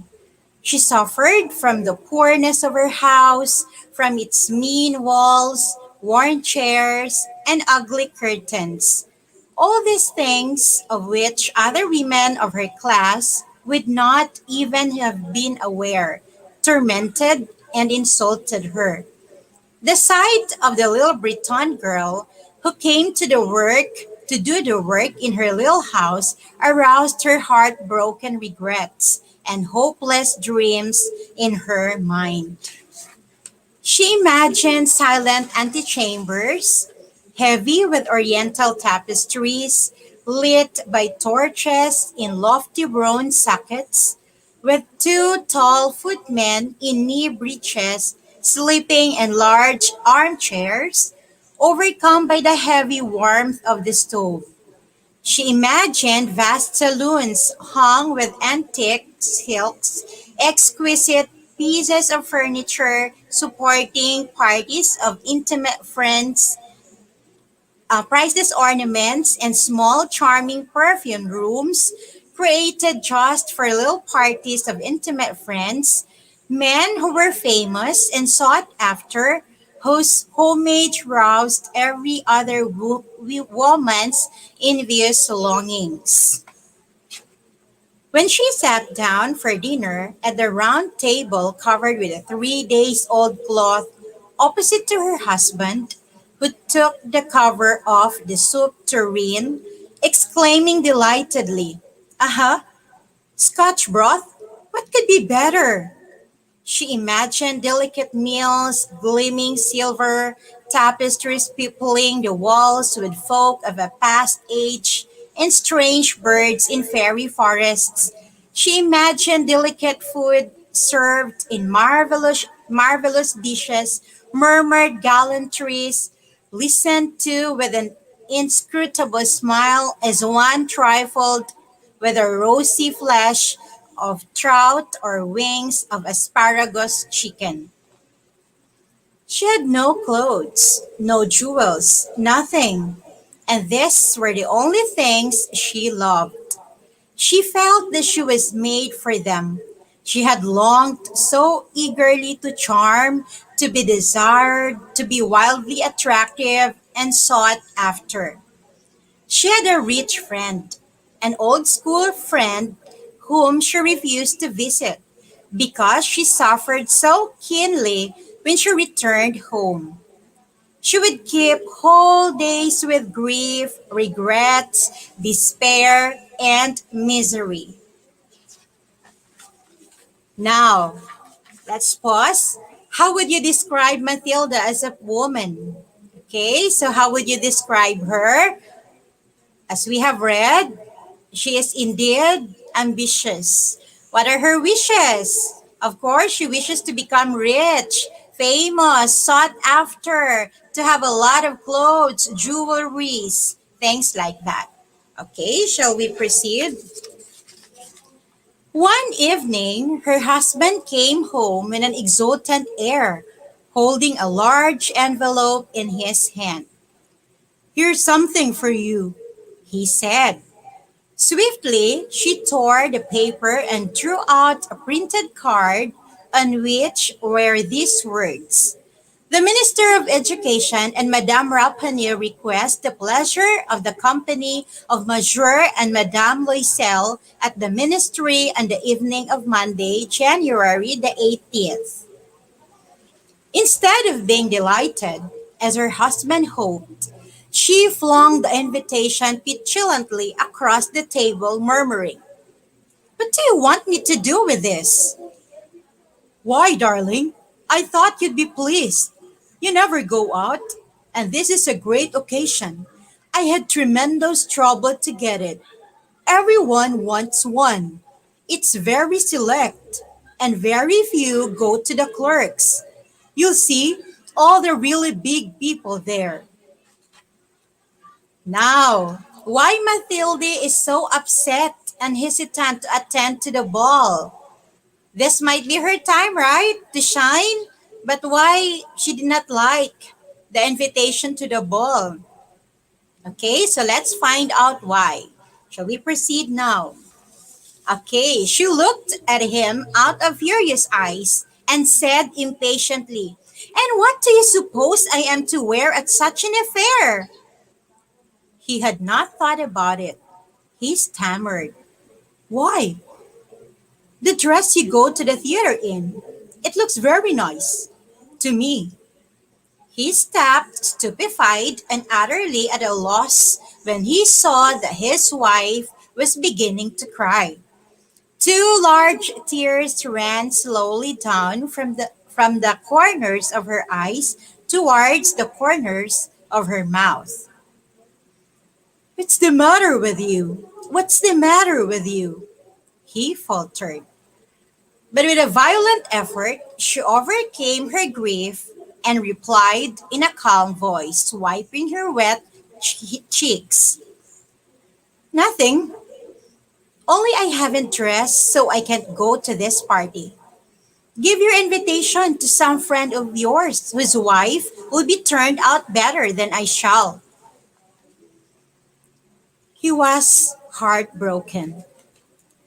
Look here, Matilda, he persisted. What would be the cost of a suitable dress, which you could use on other occasions as well? Something very simple. She thought for several seconds, reckoning up price and also wondering for how large a sum as she could ask without bringing upon herself an immediate refusal and an exclamation of horror from the careful-minded clerk. At last, she replied with some hesitation. I don't know exactly, but I think I could do it on 400 francs. He grew slightly pale, for this was exactly the amount he had been saving for a gun, intending to get a little shooting next year on the plan of Nanterre, in the plain of Nanterre with some friends who went lark shooting there on Sundays. Nevertheless, he said, very well, I'll give you 400 francs. But try and get a really nice dress with the money. The day of the party drew near, and Madame Loisel seemed sad, uneasy, and anxious. Her dress was ready, however. One evening, her husband said to her, what's the matter with you? You've been very odd for the last 3 days. I'm utterly miserable at not having any jewels, not a single stone to wear, she replied. I look absolutely no one. I would almost rather not go to the party. Wear flowers, he said. They're very smart at this time of the year. For 10 francs, you could get 2 or 3 gorgeous roses. She was not convinced. Now, another question. As we can observe in the story, what are the opposite characteristics do the couple have?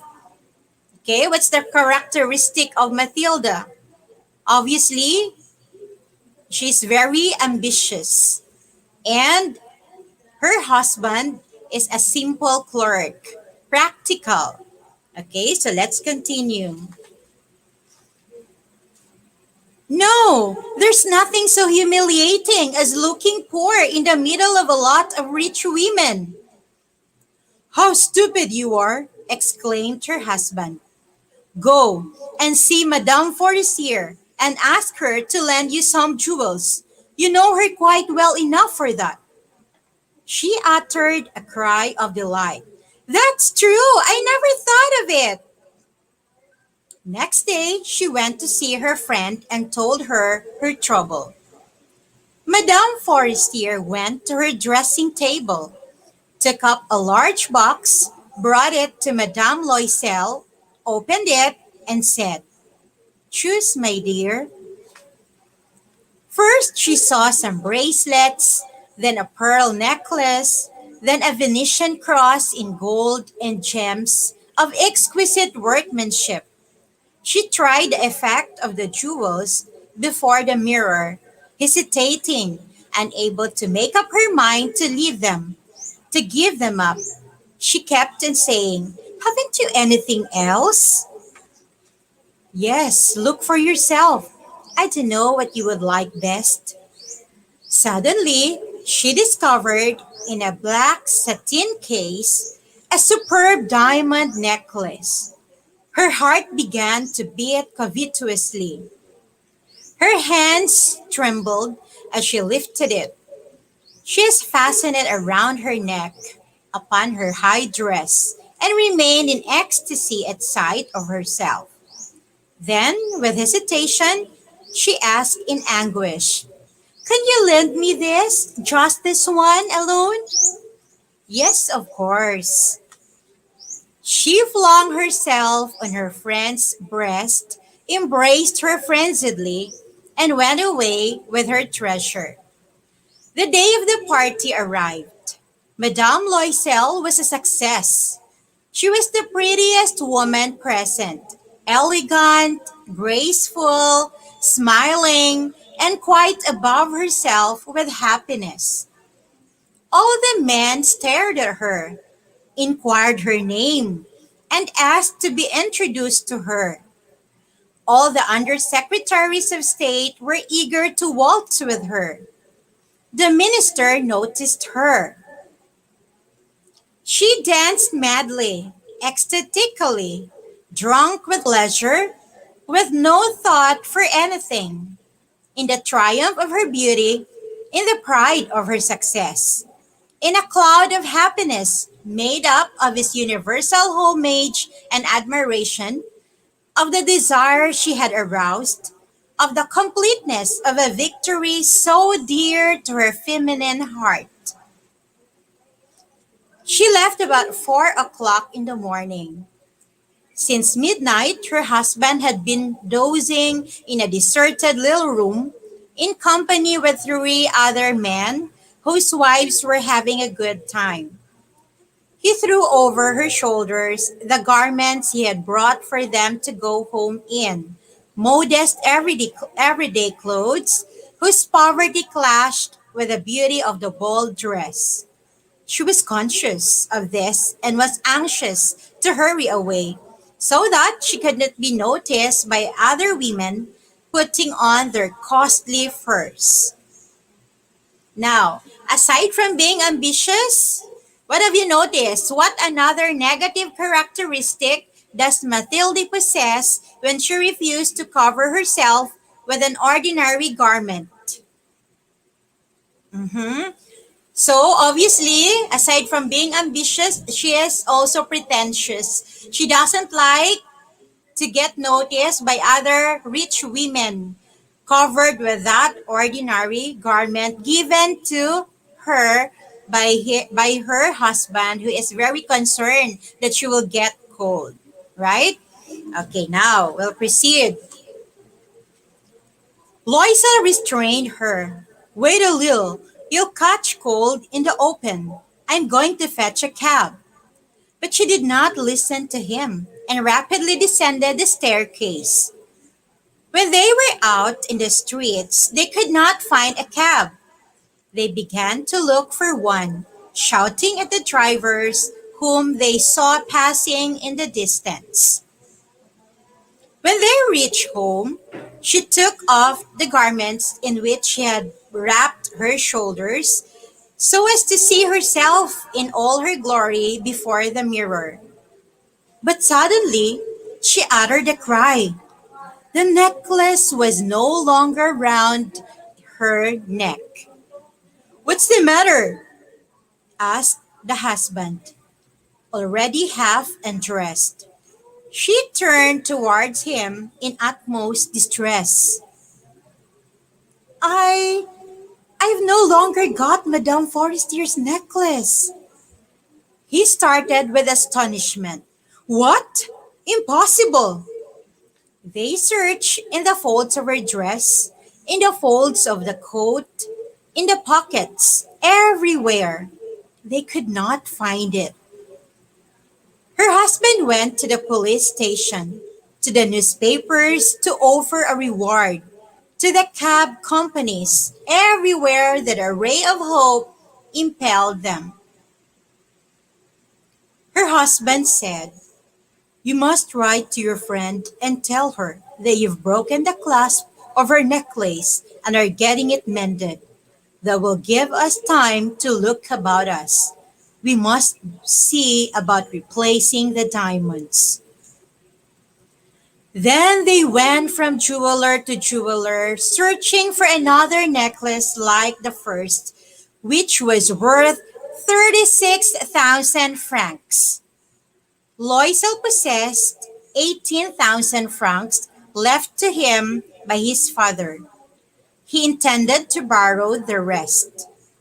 When Madame Loisel took back the necklace to Madame Forestier, the latter said to her in a chilly voice, You ought to have brought it back sooner. I might have needed it. Now, with the huge trouble they were in, what changes might happen to their lives, especially to Madame Loisel. They are broken. They don't have money because of the diamond necklace they bought. Okay, so what will happen to them? Let's find out. Madame Loisel came to know the ghastly life of abject poverty. The servant was dismissed. She came to know the heavy work of the house, the hateful duties of the kitchen. She washed the plates, wearing out her pink nails and the coarse pottery and the bottoms of pans. Every month's notes had to be paid off. Others renewed, time gained. Her husband worked day and night. And this life lasted 10 years, and they were able to pay everything, the usurer's charges and the accumulation of superimposed interest. Madame Loisel looked old now. She had become like all other strong, hard, coarse women of poor households. Now let's go back to the quote that we had a while ago. The grass is always greener on the other side, but that grass comes with a price. So, with this quote, how this quote is related to our story this morning. Of course, as Madame Loisel wanted to be rich, wanted to be famous, wanted to look beautiful, she thought that when she will experience that, she will really be in ecstasy. But the price at the end is very horrible, right? Okay, so the price is her 10 years of living in poverty. Okay, so sometimes in our life, we tend to envy or we tend to be envious of the people who are having much, but we don't know the price. Okay, so now let's proceed. One Sunday, as she had gone for a walk, she caught sight suddenly of a woman who was taking a child out for a walk. It was Madame Forestier, still young, still beautiful, still attractive. Though hesitant, she went up to her. "Good morning, Jean." The other didn't recognize her and was surprised at being thus familiarly addressed by a poor woman. "But madame," she stammered, "I don't know. You must be making a mistake." "No, I am Mathilde Loisel." "Oh, my poor Mathilde, how have you changed?" "Yes, I've had some hard times since I saw you last, and my sorrows, and all on your account." "On my account? How was that?" "You remember the diamond necklace you lent me for the ball at the ministry?" "Yes, well?" "Well, I lost it." "How could you? Why, you brought it back." "I brought you another one just like it. And for the last 10 years, we have been paying for it. You realize it wasn't easy for us. We had no money. Well, it's paid for at last. And I'm glad indeed." Madame Forestier had halted. "You say you bought a diamond necklace to replace mine?" "Yes, you hadn't noticed it? They were very much alike." And she smiled in proud and innocent happiness. Madame Forestier, deeply moved, took her two hands. "Oh, my poor Mathilda, but mine was imitation.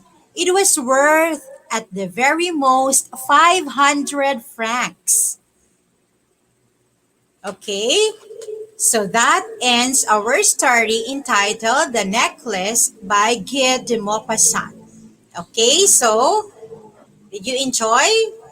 Are you delighted with the story? Okay, so now let us have the moral lesson of the story this morning.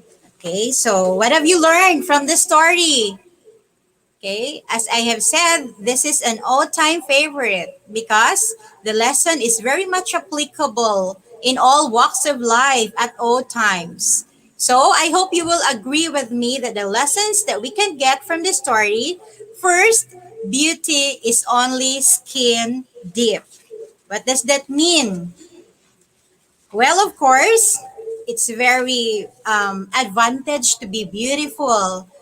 But what is very much important that as much as we would like to maintain our beauty outside or physically, we should also maintain the beauty inside of us. The second lesson, be grateful and contented with what you have rather than constantly seeking to acquire more. Okay, so it means that we should be thankful with what we have. Avoid being materialistic. Don't take shortcuts. Work hard to earn what you would like to acquire. And the third moral that we can get from the story is no matter what happens, do not tell lies. Because doing wrong to cover up another wrong will lead you to horrible outcomes. Do not hesitate. Tell the truth, and the truth will set you free. You may suffer consequences, yes, but you will live freely if we choose to be honest at all times.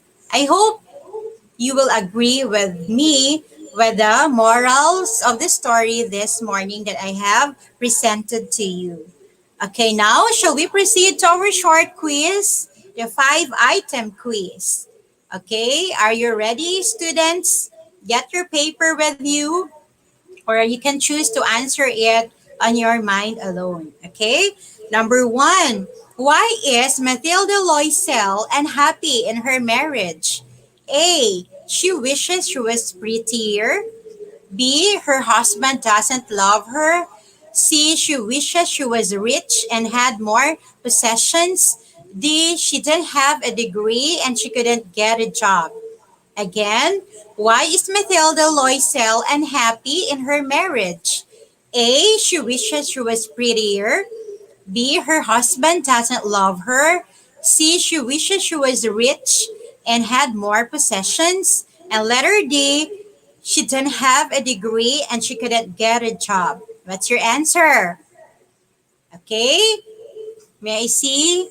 You can post your answers in the comment box, FB Live viewers. What's your answer for question number one? I have seen Marilyn Meir says letter C. You got it right, Marilyn Meir Reyes. She wishes she was rich and had more possessions. Thank you, Miss Reyes. Okay, second question.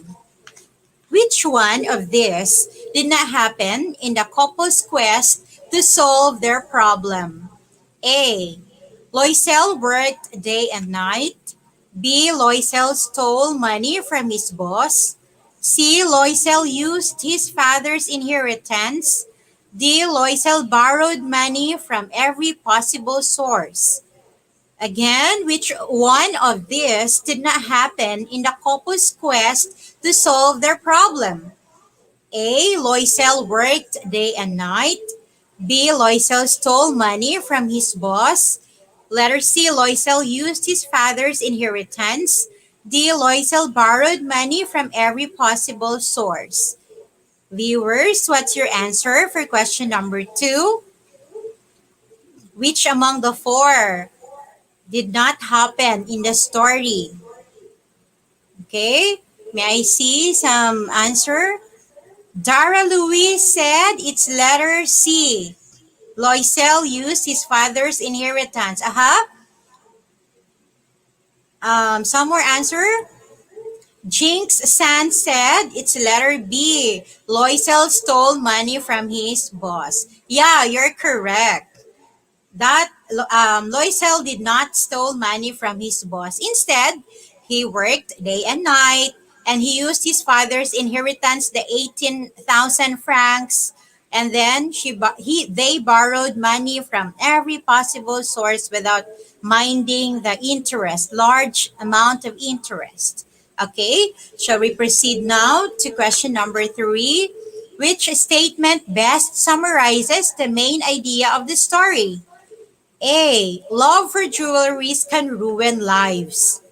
B. Be contented with what you have. Letter C. It is okay to tell white lies to save yourself. Letter D. Borrowing things can destroy a friendship. Again, which statement best summarizes the main idea of the story? A. Love for jewelries can ruin lives. B. Be contented with what you have. C. It is okay to tell white lies to save yourself. And letter D. Borrowing things can destroy a friendship. What is the best statement that summarizes the main idea of the story? Comment down your answer now.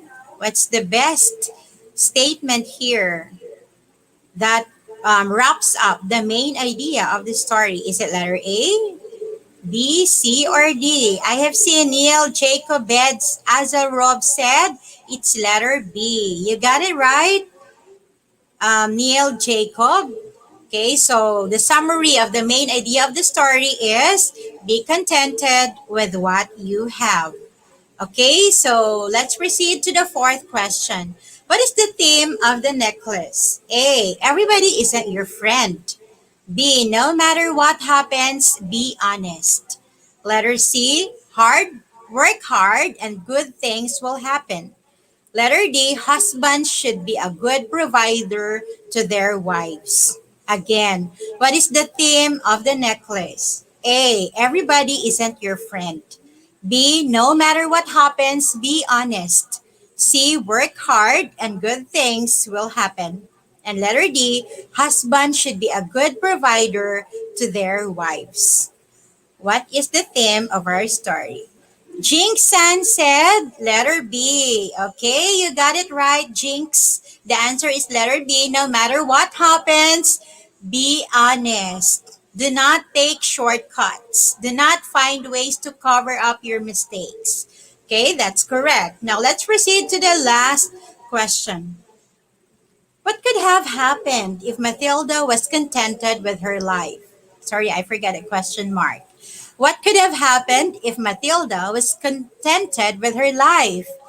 A. She will grow old and unhappy. B. Her husband will not be proud of her simplicity. C. Her beauty will remain unnoticed until she gets very old. Letter D. She will live a peaceful and happy life with her husband. Again, what could have happened if Matilda was contented with her life? A. She will grow old and unhappy. B. Her husband will not be proud of her simplicity. C. Her beauty will remain unnoticed until she gets very old. Letter D. She will live a peaceful and happy life with her husband. What's the correct answer? This is predicting the end of the story or predicting what will happen the other way around. Okay? What's your answer, viewers? May I see some answers? Comment down your answer now. What could have happened if Matilda was contented with her life? She might likely to become what? Okay, I'm waiting for a response answer for this fifth question. Susanna Cachi said, letter D, she will live a peaceful and happy life with her husband. Okay, correct, Susanna Cacho. So, probably, if she was contented with her life without wanting for more, she will live a peaceful and happy life with her husband without experiencing the misery she was in. Okay? So, again, this is a reminder to all of us. okay? To be contented. Sometimes, especially our teenagers nowadays, we are so envious. We want the other things that our friends have.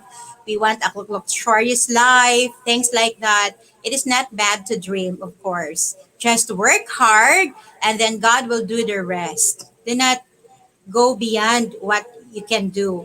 Live within your means. Okay?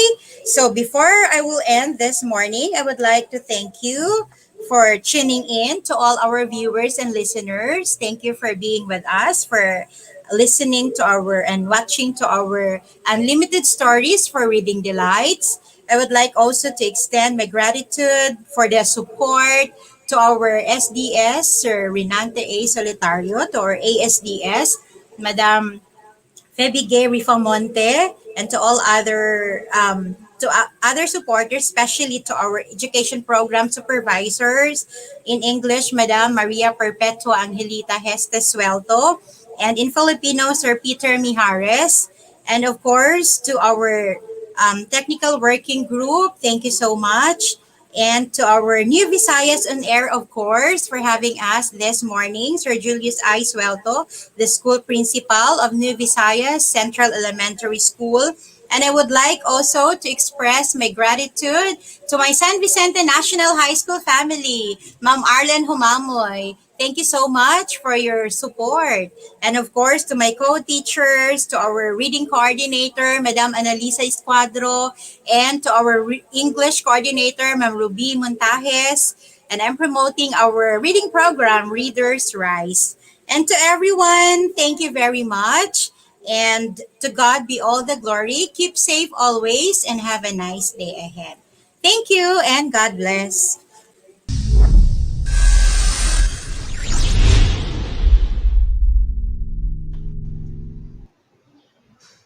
Yes, thank you so much, Ma'am Elsie O. Inigo, for that very nice story, no? Though taas siya, pero doon na tayo nakatunan, nakutlo sa maunga story. So I'm sure daghan ang mga nakarelate sa gi-share ni Ma'am Elsie Inigo sa tuwa this morning. So adunay more on the moral sa story kay be contented with what you have and don't tell lies no matter what. So we should actually accept kung unsa lang ang nasa tuwa, and they say contentment is the highest form of happiness. So if you are contented with your life, magmalipayon ka. Kay kabalo man ka makontento kung unsa lang ang naa ka, dili kay magsige kag worry, problema ka nga wala ko ani, so ang ending mangita kag pamaagi para makuha nimo to siya, pero sa mali na pamaagi, no? Pero kung naging kontento ka, dili ka problema.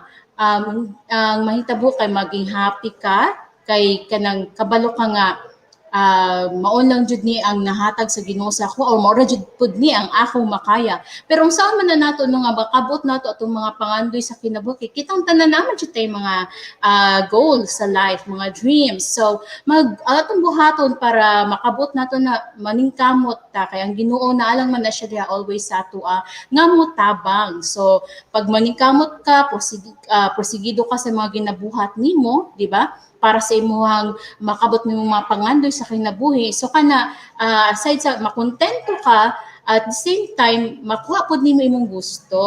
Dili kay mangita kag mga wrong ways to achieve ang imuhang mga panginahanglanon, mga pleasure sa kinabuhi. So, sila, count your blessings, not your desires. So, Ginoo magtan-aw man na siya nga ikaw nagmalipayon ka sa mga blessings na gi-shower niya sa imuha. So kung unsa ka ang imuhang gratitude nga na-feel kay gitagaan ka biskan naggamay lang kay na siya, kanang na kay na siya no nga blessing sa imong life. So dapat tagaan jud nato value ang matag blessing na makuha nato, kay dili baya tanan kanang gikuanan sa Ginoo nga ingana nga blessing, no? So dili ta pare-pareho. So maging kung ikaw paminaw nimo karon nga wala ako di kaon karong udto, nagutom na ko kana. Pero ang uban whole day sila wala gikaon. Wala man lang gani sila'y balay, wala sila'y sanina. Pero ikaw, kana lang nga moment ang imong di problema.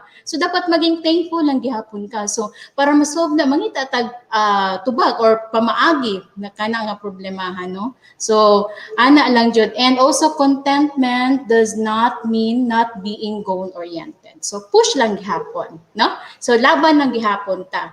And, thank you so much, no, Ma'am LCO Iniego, sa kana nga storya, The Necklace. All right, so let's proceed now to our next storyteller this morning. For Filipino, that's for junior high school. And she is from Panabo City National High School. Their school principal is Ma'am Memia B. Infiesto. Their reading program, Proyektong Athena. Ang storya na kanyang ibabahagi sa atin ngayon ay may pamagat na ang mga kakaibang gunting ni Domenico Barbero. And ang author nito ay si Conrad Ladsley-Tua III at siya rin po ang illustrator. And help me welcome on screen our sixth storyteller this morning, Ma'am Ria Jean Pardillo.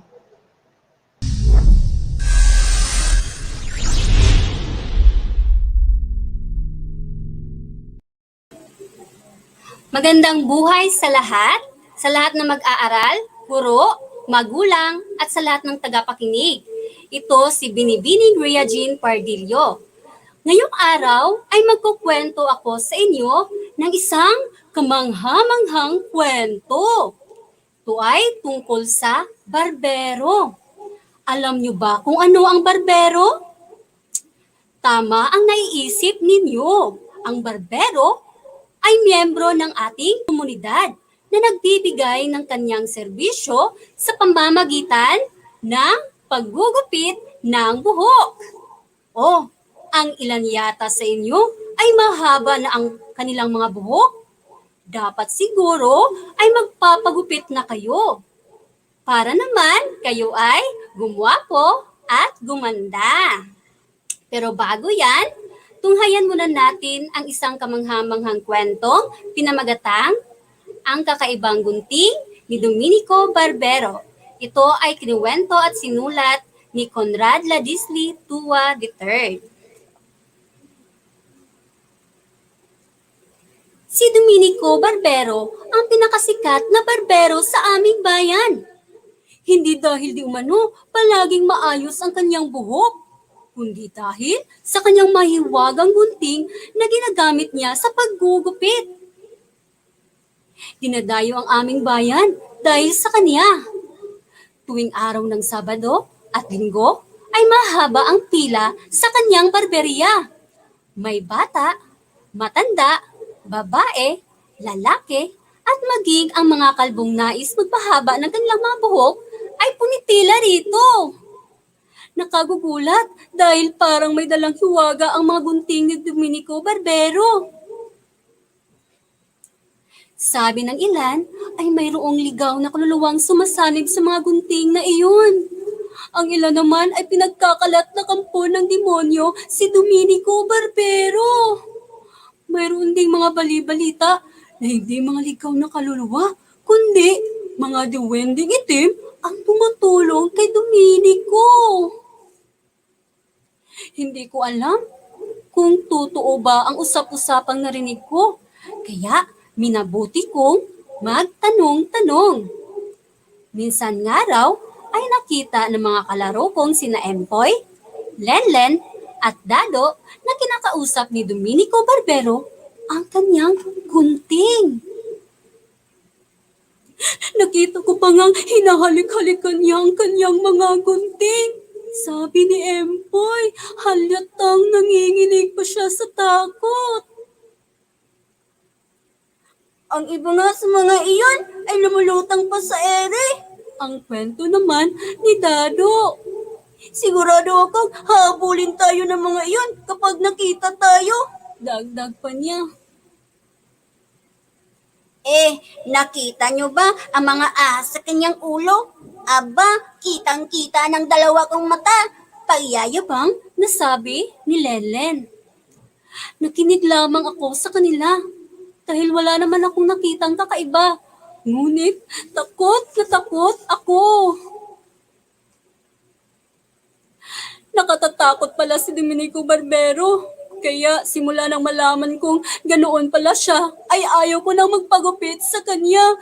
Doon na lang siguro ako kinamangis na o di kaya ay kinamaling siya magpapagupit. At sa tagal nga ng hindi ko pagpapagupit at dala na rin siguro ng aking takot, ay humaba ng aking buhok. Pinagtatawanan na ako ng aking mga kaklase. Nagmumukha na raw akong maruming bata. Isang araw, tinawag ako ng aking nanay. Mako, ang haba na ng mga buhok mo. Abay, 2 buwan ka nang hindi nagpapagupit ah. Dapat siguro'y magpagupit ka na at baka pagalitan ka ng teacher mo sa Lunes. Sabi ni nanay. Sige po, kinamang islaw na lang po ako magpapagupit. Tuwa kong sabi sa kanya. Ay, wala na si Mang Islaw, lumipat na sa kabilang probinsya dahil wala na raw magpapagupit sa kanya rito. Kwento ni nanay. Di kinaaling syuning na lang po, sabi ko. Hindi mo ba alam na hindi na siya nanggugupit? May bago na kasi siyang negosyo, ang sabi ni nanay. Po,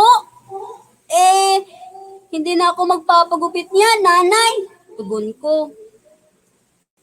Aba, nandiyan naman si Domenico Barbero. Ayaw mo ba sa kanya? Sikat na sikat kaya siya. Tugon naman ni tatay.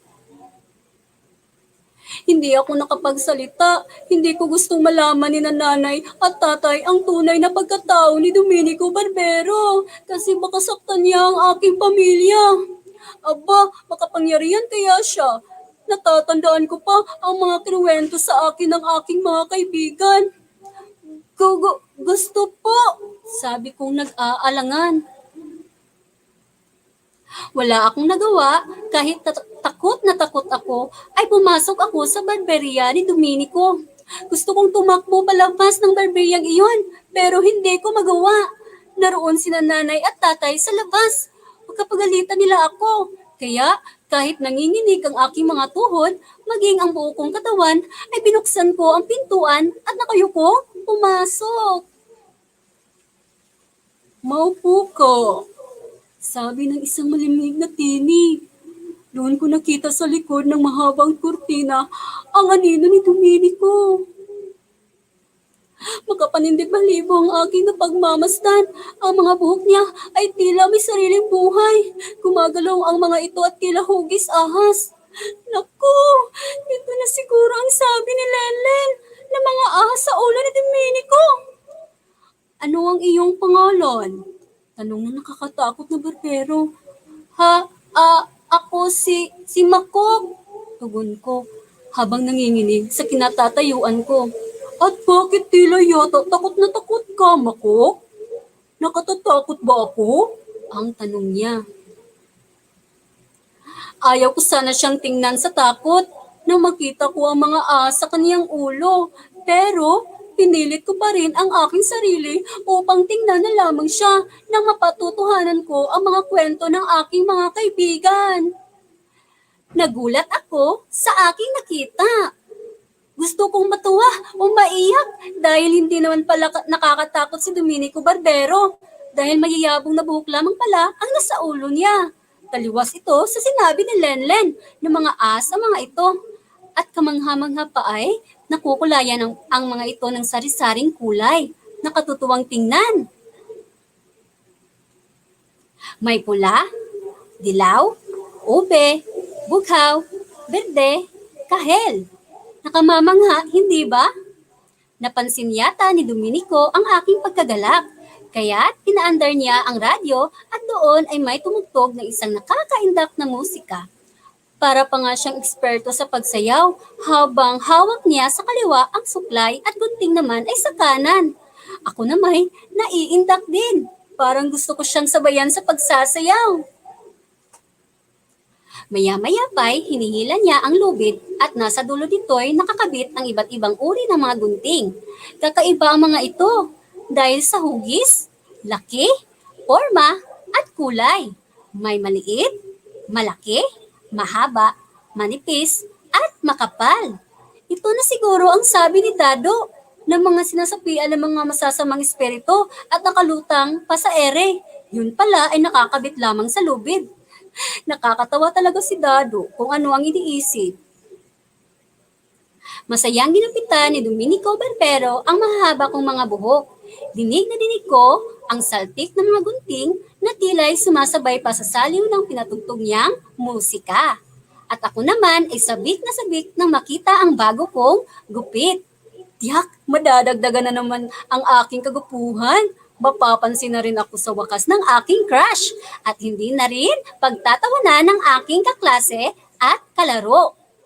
Hindi pa tapos ang paggugupit ni Domenico sa aking mga buhok, ay naging idolo ko na siya sa kanyang galing.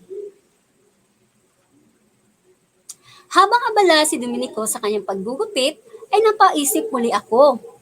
Ngayon, ay natutuhan kong masamang manghusga ng kapwa, lalo na't hindi natin napapatunayan ang buong katotohanan.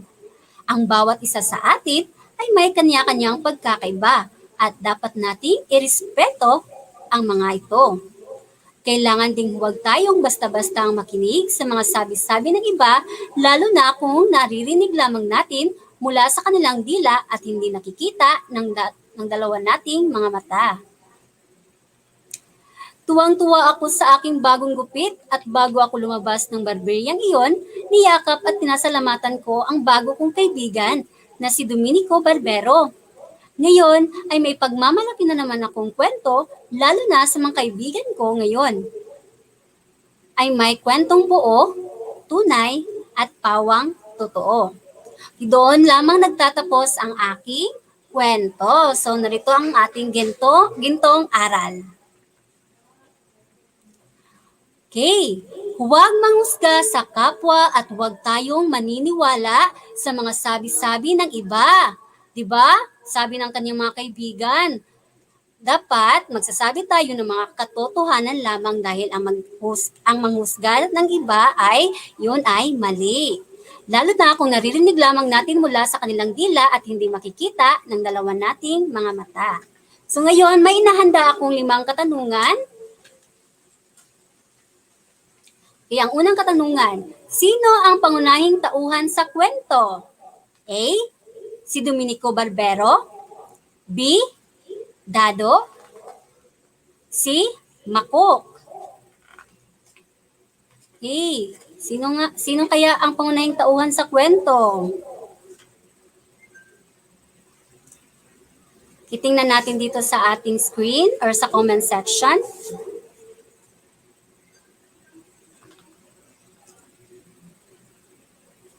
Okay, ang tamang sagot ay letrang C, Makok. Okay, dumako na naman tayo sa ikalawang tanong. Ilang buwan nga ba hindi nagpapagupit si Makok? A, 1 buwan. B, 2 buwan. C, 3 buwan. Ang tamang sagot ay letrang B, 2 buwan. Pangatlong katanungan. Anong dahilan ni Makok kung bakit ayaw niyang magpagupit kay Domenico Barbero? A, dahil nasungitan siya sa barbero. B, dahil natatakot siya sa barbero. C, dahil natatawa siya sa barbero.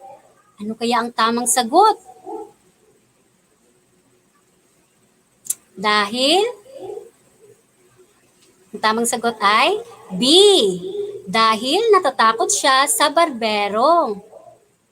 Pang-apat na katanungan. Yes, sabi pa ni Neil Jacob Bed Azalrob, B ang kanyang sagot. Maraming salamat.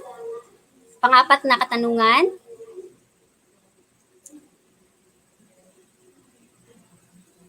Ano ang kumakalat na balita tungkol sa Barbero na kinatatakutan ni Makok, pati na ang mga kaibigan nitong sina Lenlen, Dado at Empoy.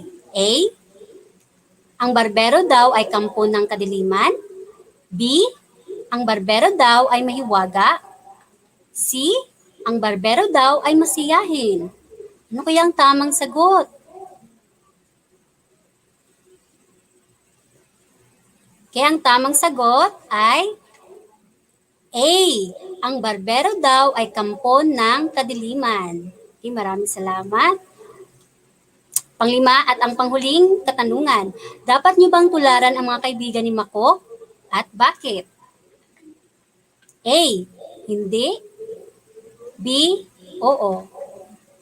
Dapat hindi natin tularan ang mga kaibigan ni Makok. Ang tamang sagot ay hindi dahil masama ang manghusga ng kapwa-tao. So, yun lamang po at sana'y may natutunan kayo sa aking binasa sa araw na ito. Maraming salamat. Paalam!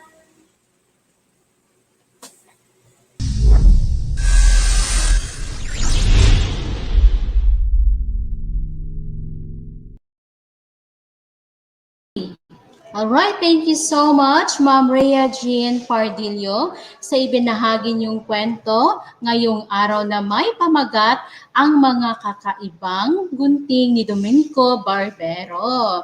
Na actually may napulot tayong aral. Sinasabi dito na huwag manghusga hanggat hindi natin nakikita at huwag tayong maniniwala sa mga sabi-sabi o naririnig sa mga dila lamang kung hindi dapat nakikita sa ating dalawang mata. Yes. So dapat hindi tayo mag-judge sa tao kung hindi pa natin alam kung ano talaga ang totoo. Kasi if ilagay mo yung sarili mo sa posisyon ng taong yun na pag ganyan pala yung iniisip ng ibang tao sa'yo, syempre masasaktan ka. So dapat isipin din natin kung ano yung mararamdaman ng tao na yun. So, yun ang i-consider natin, no? And also, as much as possible, avoid natin na magsalita ng masama kung hindi naman totoo. Unless kung proven talaga, no? And also, kung hindi pa rin nakikita ng ating dalawang mata na yun talaga ang totoo o hindi. So, for that, mas magandang aral po yan sa ating, hindi na sa ating mga kabataan, kundi sa ating lahat. So, dili ta magtuto bisan unsa din ha og dili man na siya tinuon. And dili na nato dugayon our last storyteller this morning. Ito po ang ating kwento ng mga bayani episode. Siya po ay bago nating storyteller. Okay, she is from Panabo Central Elementary School SPED Center. And their school principal is Ma'am Caroline M. Arado. And kanilang reading program ay Reading Ladder. So help me welcome para ibahagi sa atin ang istorya ng talambuhay ni General Emilio F. Aguinaldo. Help me welcome Ma'am Gina C. Taylaran.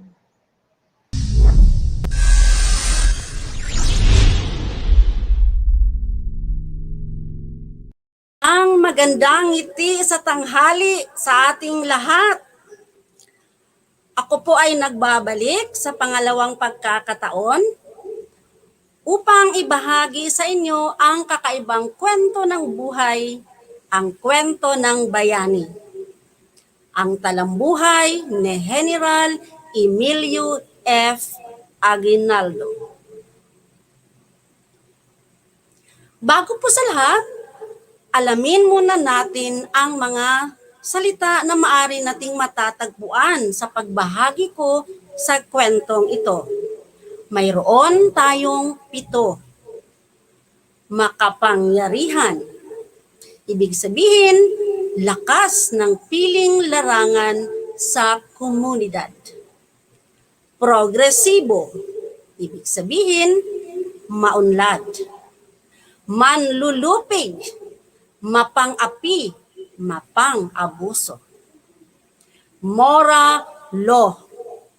Batas na mula sa ministro ng kolonya. Panlima, hidwaan. Ibig sabihin, alitan. Kumbensyon. pagtitipon ng mga tao para sa mahalagang paksa. At ang pampito ay sedesyon. Ibig sabihin, pagtataksil sa bayan. Si Emilio Aguinaldo ay pampitong anak nina Trinidad Valero Fami at Carlos Jamir Aguinaldo. Siya ay ipinanganak noong ika-22 ng Marso 1869 sa Cavite El Viejo na kilala ngayon sa tawag na Kawit, Cavite. Ang kanilang angkan ay may lahing Chino, Tagalog at Mistizo.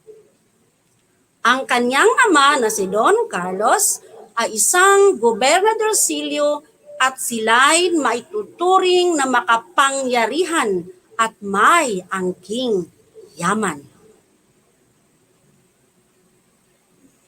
Okay, mayroon tayong katanungan. Si Don Carlos na ama ni Emilio Aguinaldo ay isang makapangyarihang tao sa kanilang lugar at sila ay may kaya sa buhay. Anong antas sa buhay mayroon ang pamilya Aguinaldo? Okay, mayroon tayong pagpipilian. A. Mayaman. B. Mahirap.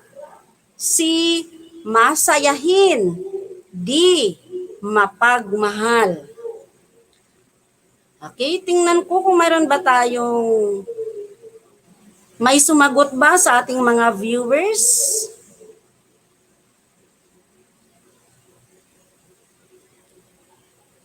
So, yung tanong natin ngayon, yung nakasubaybay, maaari kayong kumuha ng papel at itry ninyong isagutin ang tanong. Tingnan natin, ang tamang sagot ay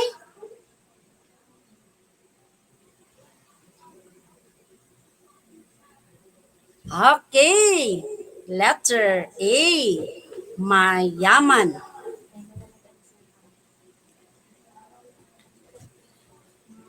Si Emilio nakilala sa tawag na Myong bilang bata, nakatanggap siya ng edukasyon mula sa isa niyang lola at nag-aral ito sa kanyang elementarya sa El Viejo, Cavite noong 1880. Nakapagtapos na kanyang sekundarya at nagpatuloy sa Kolehiyo de San Juan de Letran. Ngunit tumigil siya noong 3 taon dahil namatay ang kanyang ama na si Don Carlos. Mayroon na naman tayong tanong. Ang lugar na El Viejo ay kilala ngayon sa tawag na Puwang. A. Imos. B. Kawit. C. General Trias. D. Maragondon. Tingnan natin sa ating mga viewers kung sinong nakakuha ng tamang sagot.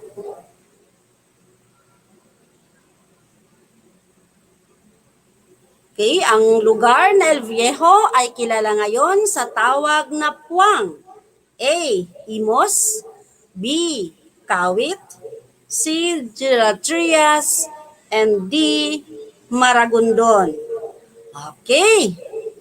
May sumagot si Cherry Anistoso Suerte Magbanwa. Ang kanyang sagot ay A.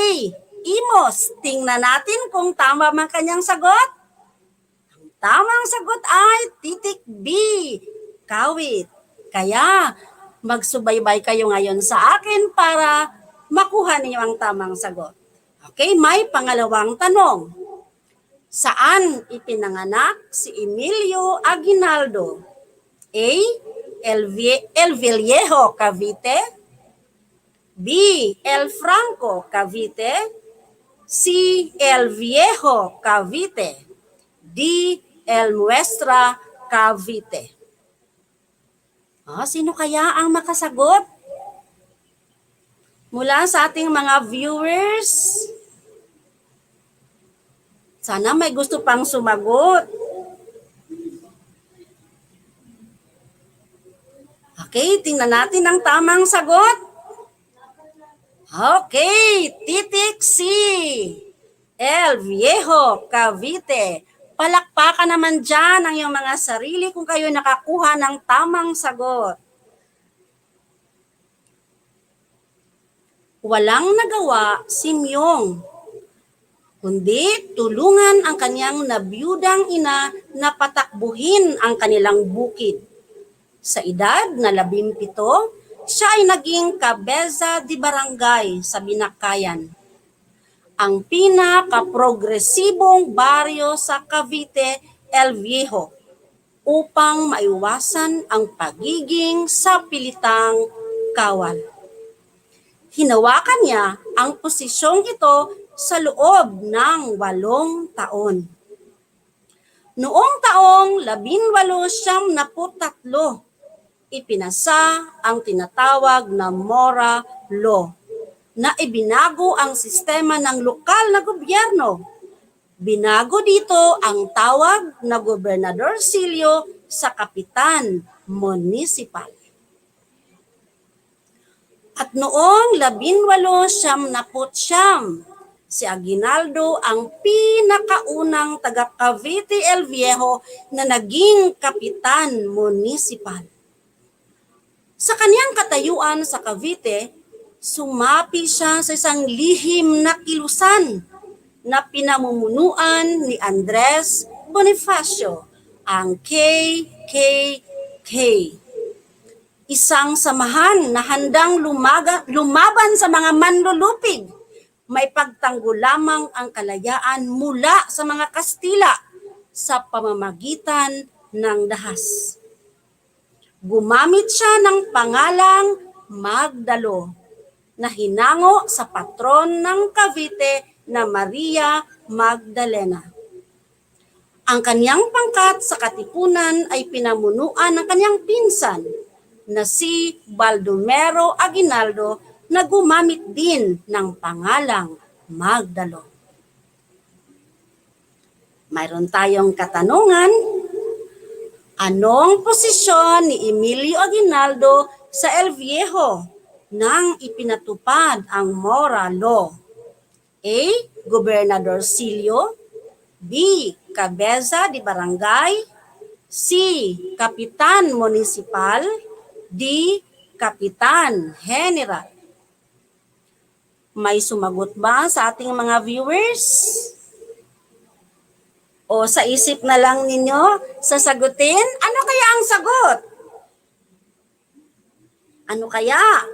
Okay, ang tamang sagot ay titik C. Siya ay naging Kapitan Municipal. May isa pang tanong.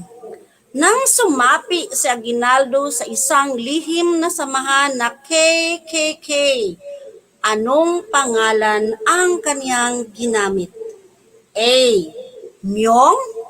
B. Emyo. C. Magdalo. D. Magdalena. Okay, sa isip ng ating mga viewers, ano kaya ang sagot? Ano kaya ang tamang sagot? Okay, titik C. Magdalo.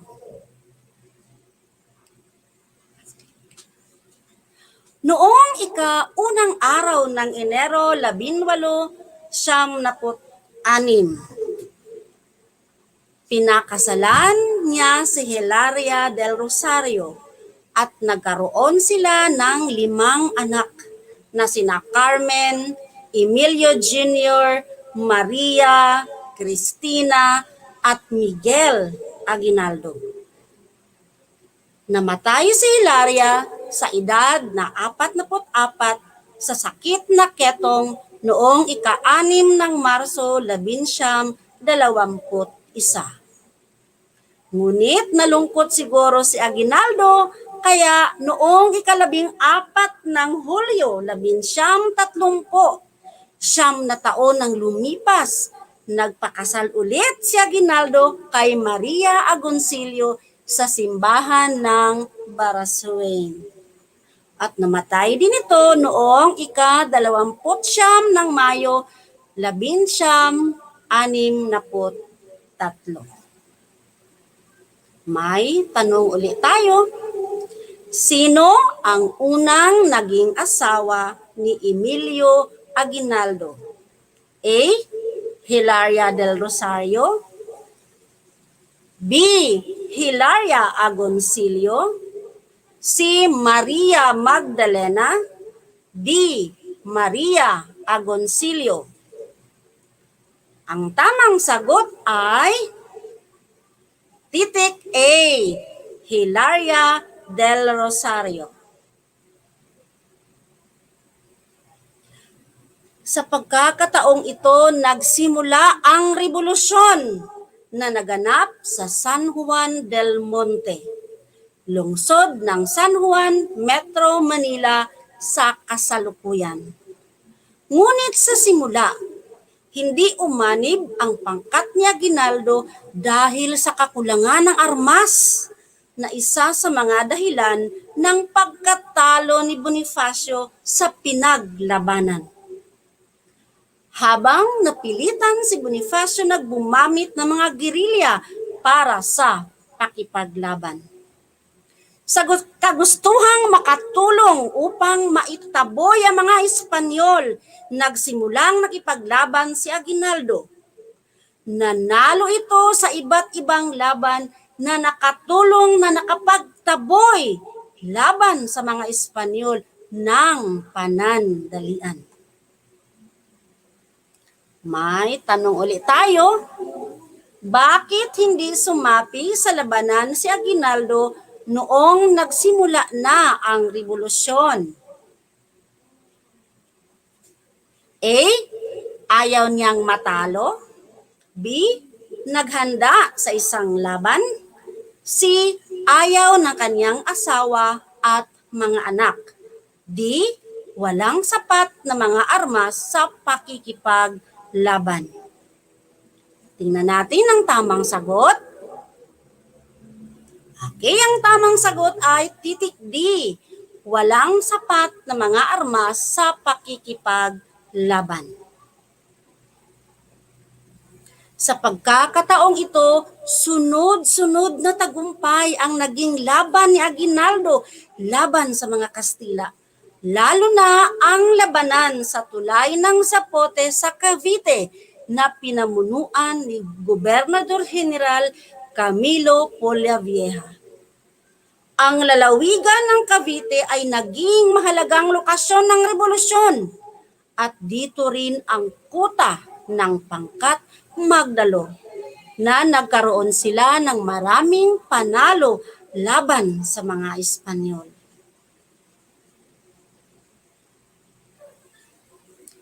Sa pag-usbong ni Emilio Aguinaldo ay naging hudyat sa pagbabago ng pamunuan. Nagkaroon ng hidwaan ang dalawang pangkat. Ang pangkat Magdiwang ay pumanig kay Bonifacio at ang Magdalo ay pumanig naman kay Aguinaldo. Maraming nagbigay pugay at pabor kay Aguinaldo dahil sa daming laban na kaniyang napagtagumpayan. Samantalang si Bonifacio ay walang naipanalong laban. May tanong, saan ginanap ang unang matagumpay na laban ni Emilio Aguinaldo? A. Tulay ng Imus, Cavite. B. Tulay ng Zapote, Cavite. C. Tulay ng Binakayan, Cavite. D. Tulay ng San Juan del Monte.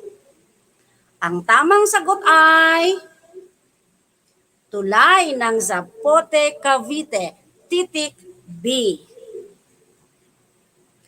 Ang pagkaroon ng hidwaan ng dalawang pangkat ay nais wakasan ng isang tinatawag na konbensyon na ginanap sa Tejeros. Sa Francisco de Malabon, na ngayon ay kilala sa tawag na General Trias. Noong ika-22 ng Marso 1897, nagkasundo ang dalawang panig na idaan sa isang halalan. Hindi dumalo si Aguinaldo dahil abalang-abala ito sa pakikipaglaban.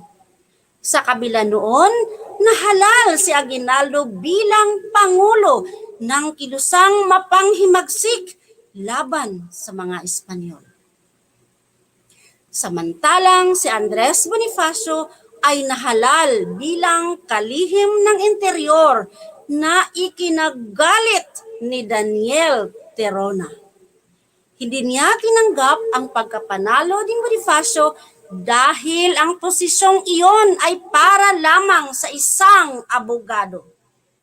Nagalit si Bonifacio at idiniklara na hindi niya tatanggapin ang mga nahalal na mga tao.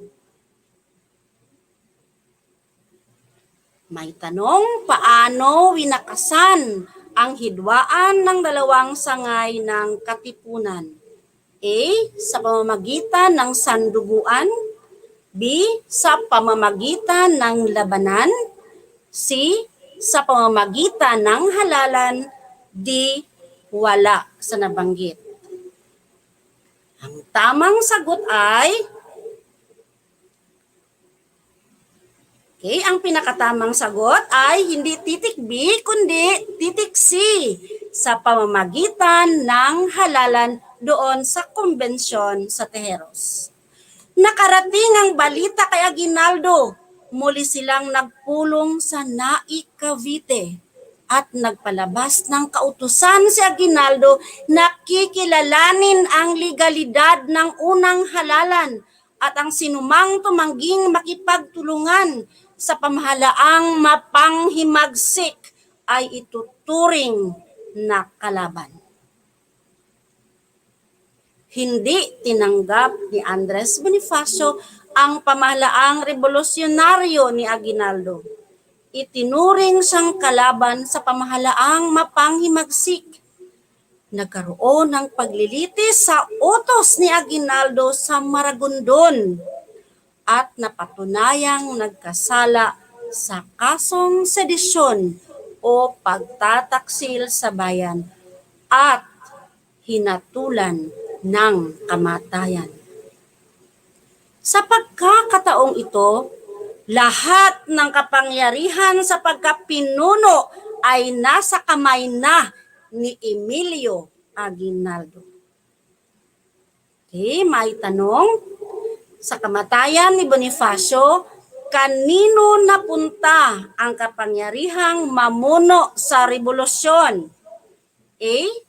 Emilio Aguinaldo. B. Mariano Alvarez. C. Procopio Bonifacio. D. Baldomero Aguinaldo. At ang tamang sagot ay Emilio Aguinaldo.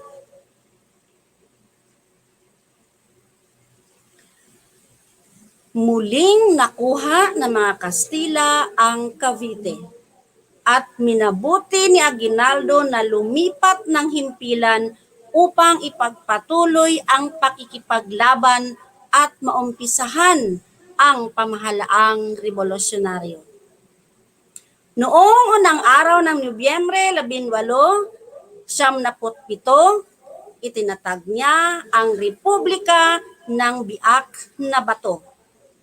Mayroon itong mga opisyalis at saligang batas.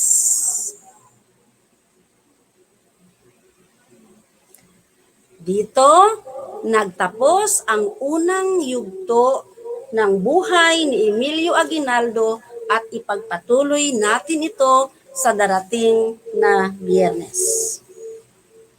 Sa pagkakataong ito, ay aking lubos na pasasalamat una sa Poong May Kapal sa mga biyaya at lakas na ibinigay sa akin na maging instrumento upang maipabatid sa mga kabataan ang kahalagahan ng kasaysayan, maintindihan at maging inspirasyon nila ang mga magagandang adhikain ng mga bayani ng bansa.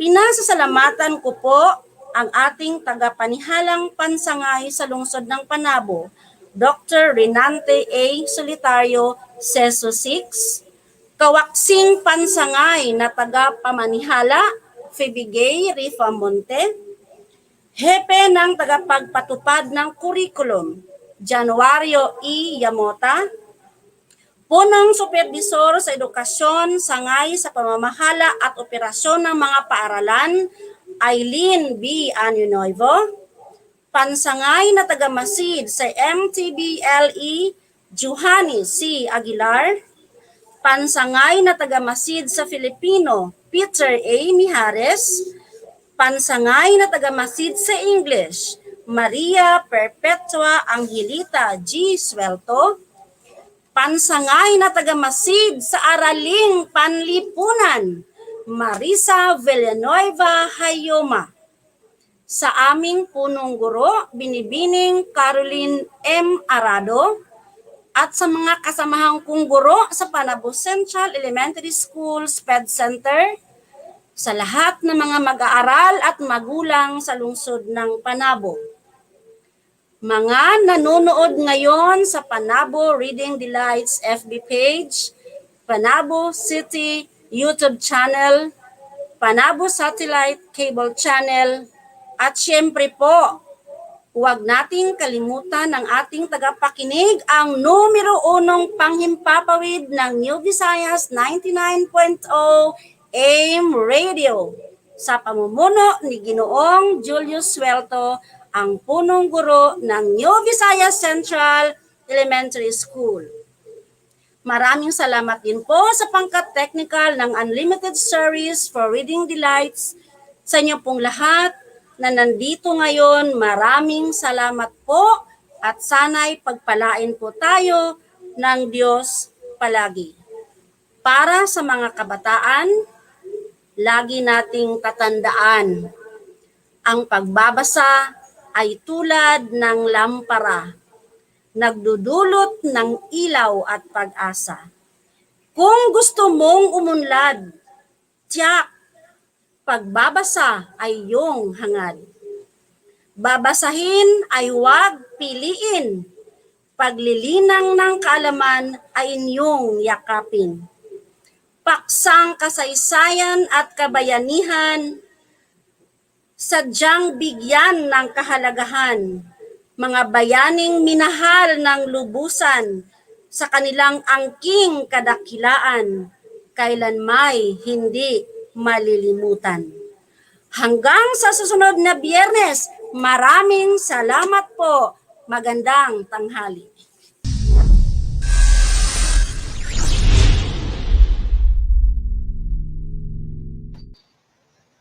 Okay, maraming salamat po, Ma'am Gina C. Taylaran, sa ibinahagi mong talambuhay ni General Emilio F. Aguinaldo na I'm sure sa mga live viewers natin na nanonood at sa mga listeners natin, may napulot sila o may nalaman sila tungkol sa ating bayani na si General Emilio F. Aguinaldo. So magandang storya po yan, no?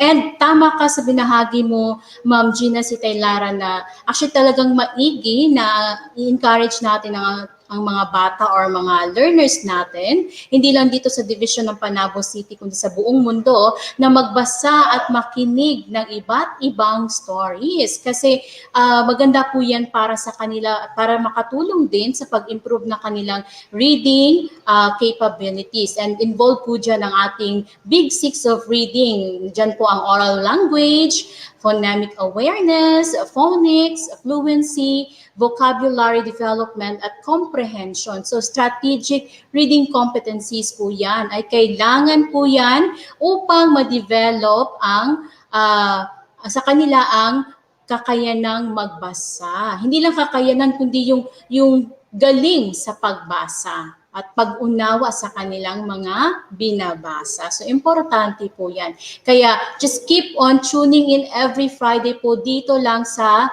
Unlimited Stories for Reading Delights. And also, kahit nasa bahay, maaari nyo i-replay itong mga live namin sa DepEd Panabo Facebook page at saka sa YouTube channel po namin. So, thank you. And for today, marami po tayong pasasalamatan, lalo na sa mga storytellers na nagbahagi na kanilang mga kwento na actually they accept the challenge na maging story reader natin. First, ang ating first-timer story reader sa MTV, for kinder to grade 3 na si Sir Arian Sihirondino from Santa Cruz Elementary School. Maraming salamat sa iyo, sir. And also to our Filipino story reader for kinder to grade 3 na si Ma'am Maricel V. Uniforme from Rizal Elementary School. And also to Ma'am Lani A. Pausal of New Visayas Central Elementary School.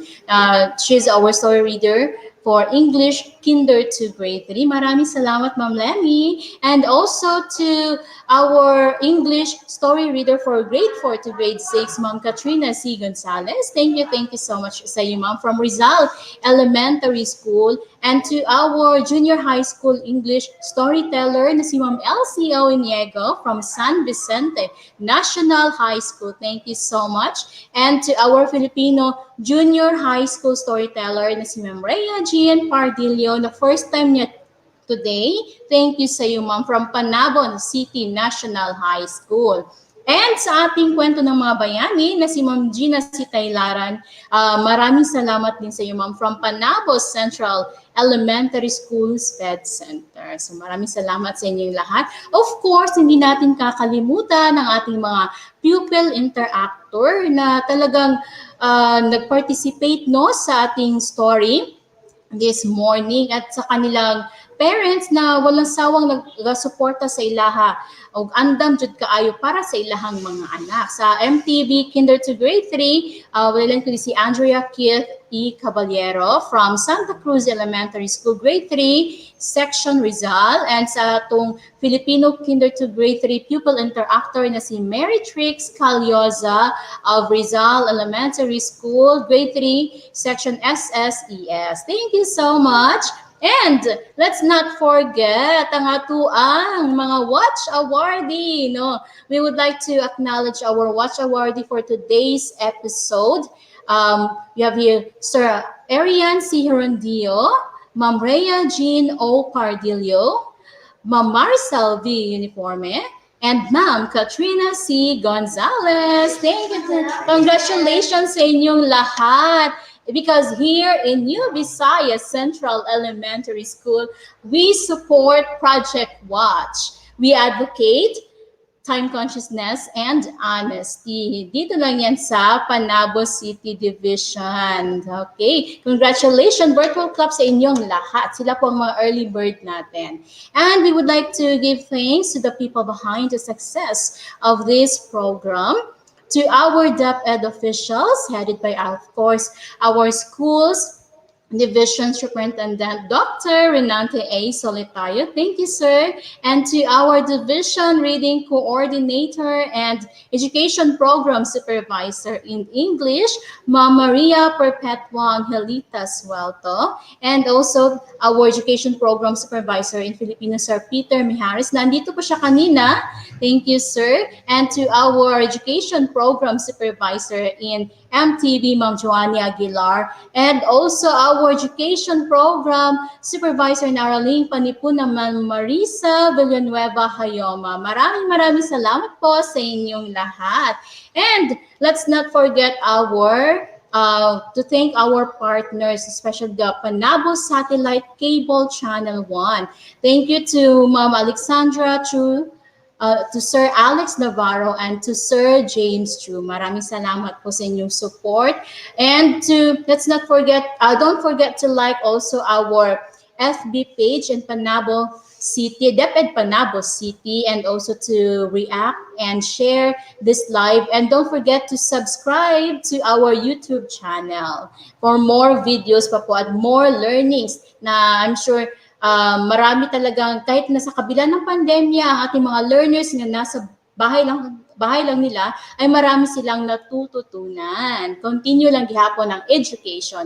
Kay mga teachers nato, diligent na sila magsawa na kanang maghunahuna og mga best para sa ato mga kamatununan. Ug ino ba na nasab sa atong Ginoo na naghatag sa ato og wisdom. And also, we would like to thank the barangay officials of New Visayas, headed by our barangay captain, Honorable Mark Edward Peñas. And may reminders lang po tayo sa schedule natin. Again, our Unlimited Stories for Reading Delights, that's every Friday from 8 a.m. up until 12 noon. And dito lang sa New Visayas On Air, 99.0 AM Radio, we have Project Bakuna, Balitaan at Kumustahan sa NBS. That's every second Monday of the month.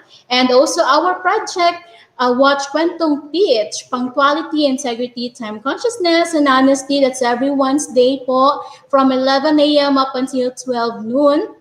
And also our radio-based instruction. That's from Monday to Thursday po. And ang ating ALS na every Friday afternoon po.